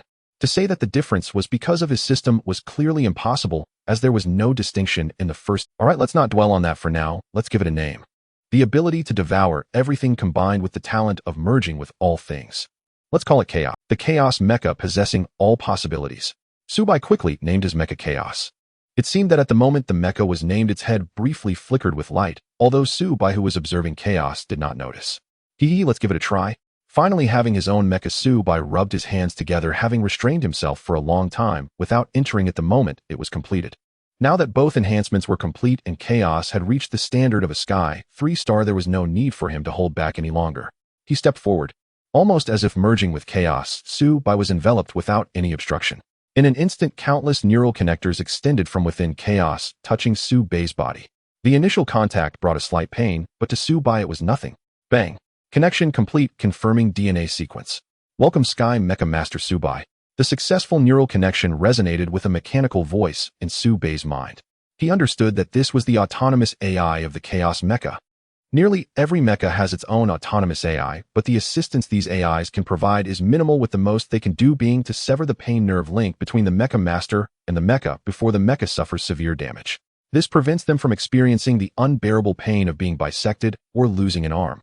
Just like Sun Hanyi's Red Moon, which was penetrated by a nuclear ray, had the neurons still been connected, it could have easily caused her to go into shock and leave her with lasting repercussions. That kind of pain is extremely hard to bear. However, it seemed that Subai wouldn't need to worry about that. His Chaos was a mecha weapon. It was a close combat mecha. If he were to be bisected or lose an arm, he certainly wouldn't be able to protect himself. That was careless. Subai realized at this point that he had initially only considered the application of his own abilities, neglecting aspects of safety. But it doesn't really matter if the mecha were to be destroyed in battle, the survival rate would be less than 1%. As for regular combat, why would I want to engage in combat? I'm a mechanic, okay? That's right. Even with his mecha, Subai still accurately understood his positioning. He was a mechanic. He enjoyed piloting mechas to fulfill his dream. At the same time, it was also for his own, but to have him pilot a mecha around looking for people to spar with, that would be utterly foolish. Working hard to earn money to improve his strength is much more appealing. Money is power, my friend, and this principle was particularly evident in Subai. As long as he had enough money, he could not only elevate himself to the legendary truth level, he could even forge a fleet at the truth level. He still understood the difference between priorities. Huh, what is this? Subai exclaimed from within. Then he saw the gaze of Chaos instantaneously shift from azure to crimson. Boom. A black radiance erupted from it. The black radiance rampaged within the maintenance room, enveloping all the metal it touched. Quickly, the black radiance touched another mass of nanometal on the ground, as if a hunter had discovered its prey, swiftly devouring it. Moments later, the black radiance dissipated, revealing a semi-transparent beam cannon 5 meters long with a diameter of 50 centimeters in Chaos' hand. Buzz. The cannon's muzzle continuously absorbed the surrounding heat, causing the temperature to plummet, while through its translucent body, one could see a mass of black material constantly gathering at its core. Even though it was only a small cluster, the power contained within seemed capable of easily destroying a starship. Talent skill: Dark Energy Beam Cannon. Subai, having personally confirmed his talent skill, promptly dissipated the beam cannon from his hand. He dared not easily use such power here. I never expected it to be a dark energy beam cannon. A force that is the complete opposite of gravity actually aligns with the merging of all things. Subai was now curious about the talent of merging with all things. It seemed that the true power of this talent was far stronger than he had anticipated. Dark energy can produce a repulsive force opposite to gravity and was once considered a reason for the expansion of the universe. The fact that such energy could be controlled by a mecha was astonishing. Even if he only possessed pseudo-dark energy, or just a fragment of it, it was still terrifying. Not only that, after the beam cannon disappeared from Subai's hand, he waved his right hand. A crimson long sword abruptly appeared in his hand. If the previous dark energy beam cannon possessed the terrifying repulsive force to repel everything, then this crimson long sword possessed the entirely opposite force of gravity. Talent skill sword of attraction. It had immense pulling power that could attract all nearby metallic substances. This meant that as long as it was within the range of the Sword of Attraction's ability, all mecha starships' metallic materials, or even life forms, would automatically collide with its blade. Silently committing this matter to memory, Subai moved his chaotic wrist, nodded in satisfaction after confirming it was identical to his own. Not bad. However, this specialty seems a bit useless. Compared to Xiao Mingjian's instant step and Zhao Mingjio's energy manipulation, the characteristics of chaos indeed appeared rather inconspicuous. Specialty Heavenly Eye. After use, it grants extremely strong dynamic vision for a specific period, as well as the ability to see through others' flaws. If this were applied to an ordinary mecha engineer, it could be considered a divine skill. But for a mechanic, they are already the ones most familiar with mechas, able to roughly identify weaknesses just by looking at the opposing mecha. At most, it might have some effect when facing star beasts. Haha, I guess I was being a bit greedy. Subai chuckled at his own self-deprecation. He already possessed two terrifying innate skills along with a power source and armor that surpassed ordinary Starpath mechas. Wanting an even stronger specialty was indeed a bit greedy. Overall, he was very satisfied with this harvest. More importantly, as chaos took shape, the system notification arrived as expected. Ding, the host has successfully created a mecha of his own, task duration 2 days. Now for the rewards: full control of the interstellar repair shop and a Hung Tian level defense barrier 1. As the mechanical voice faded, the lights in the maintenance room suddenly turned on. Simultaneously, a lively female voice emanated from the control panel. Congratulations, owner Subai, on obtaining full control of the shop. Activating the virtual construction chamber shop expansion permissions. Detection shows that the shop's resources are severely lacking. Now opening the interstellar logistics purchasing channel. Please check shop owner. A series of prompts left Subai momentarily puzzled. Virtual construction chamber. The time in the virtual construction chamber flows differently from the outside, determined by the level. With the current shop level, you can use a level 1 virtual construction chamber with a time flow rate of 1 to 3. As Subai asked, the control panel provided an answer. The host can practice mechanical repairs in the virtual construction chamber and create unowned mechas. The level of intelligence displayed surprised Subai, but what thrilled him even more was this virtual construction chamber. An exclusive space for practicing mechanical skills, and the time flow rate is a third of the outside. This meant that if he stayed in the virtual construction chamber for 3 days, only 1 day would have passed outside. In that case, he could completely become a master of time management. He already possessed the initial capability to build mechas. Using the virtual construction chamber to build mechas for his exclusive interstellar repair shop, and then selling them. It seemed he would earn even more. Realizing this, Subai's eyes sparkled with excitement. He wanted to try it out right now. However, he ultimately restrained himself. I can understand the expansion rights. But does that mean I didn't have the qualifications to expand the repair shop before? Expansion rights mean exactly that. I can increase the area of the interstellar repair shop, but shouldn't I be able to do that without permissions? Exactly.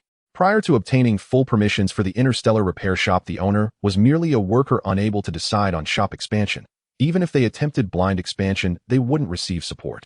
Hearing the control panel's explanation, Subai finally understood. He could expand, just not with the advanced equipment and top-tier defenses of the interstellar repair shop, making it akin to an illegal construction. Of course, there was no rush to expand, right? He glanced at the 10 maintenance rooms and pondered for a moment before deciding to hold off on expansion for now. With his current abilities, handling 10 fleet operations was manageable, but any more would be a bit taxing and would affect precision and quality. He would wait until his strength improved. Soon Subai shifted his focus to the thing he was most interested in, apart from the virtual construction chamber, the interstellar logistics purchasing channel. What is the interstellar logistics purchasing channel? Subai was eager to know if this purchasing channel was as he imagined. The interstellar logistics purchasing channel is a shopping channel exclusive to the interstellar repair shop, allowing purchases of the necessary metal materials and core materials through the interstellar network. No matter the distance, delivery can be made within a day, and the price is at 80 of the market rate.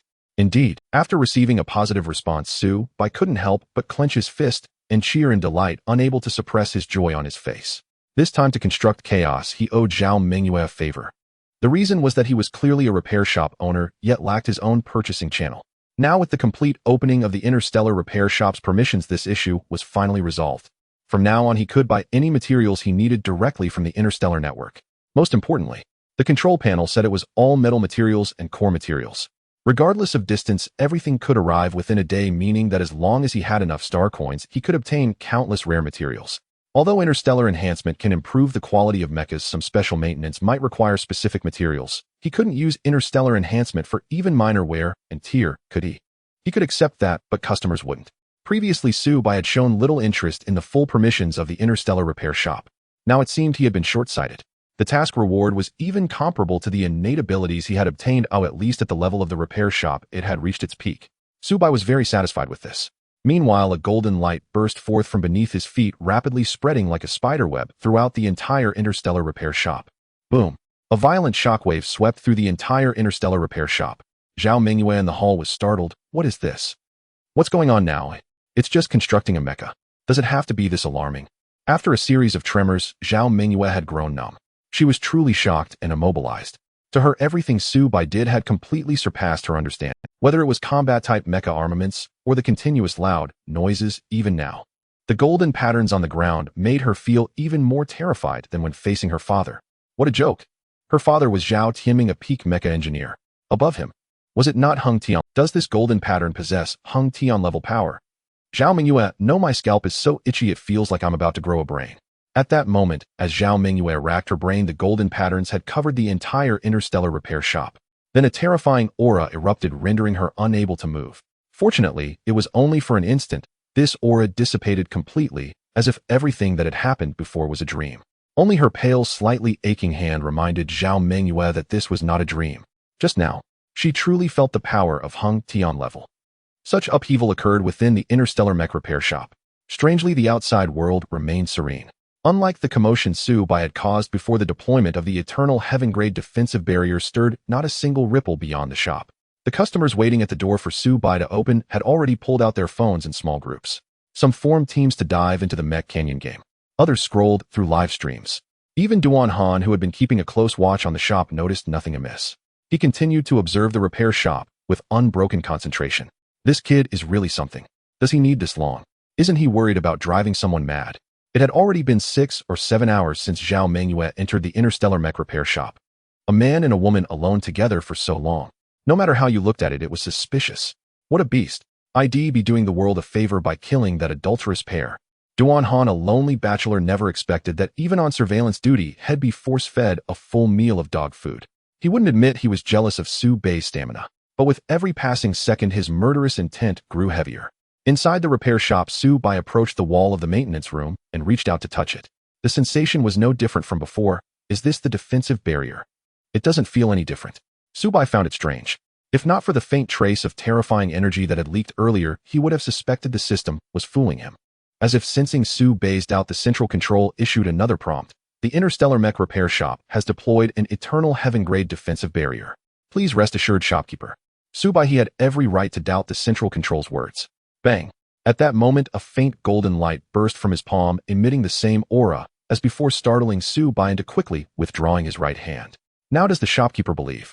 Whether it was an illusion or not, Subai felt there was a hint of petulance in the central control's tone. He could only force an awkward laugh. Haha, just kidding. I trust your work. Central control. Alright, let me see what's going on with the interstellar network. He had been interrupted by the defensive barrier earlier and hadn't had a chance to check the interstellar network. He directly instructed the central control to activate it. Whoosh. As soon as Subai finished speaking, a light screen rose before him, displaying a dazzling array of metal materials and core components. His eyes widened. Kryptonite, helium stone, Mangzhong. They even have stellarite.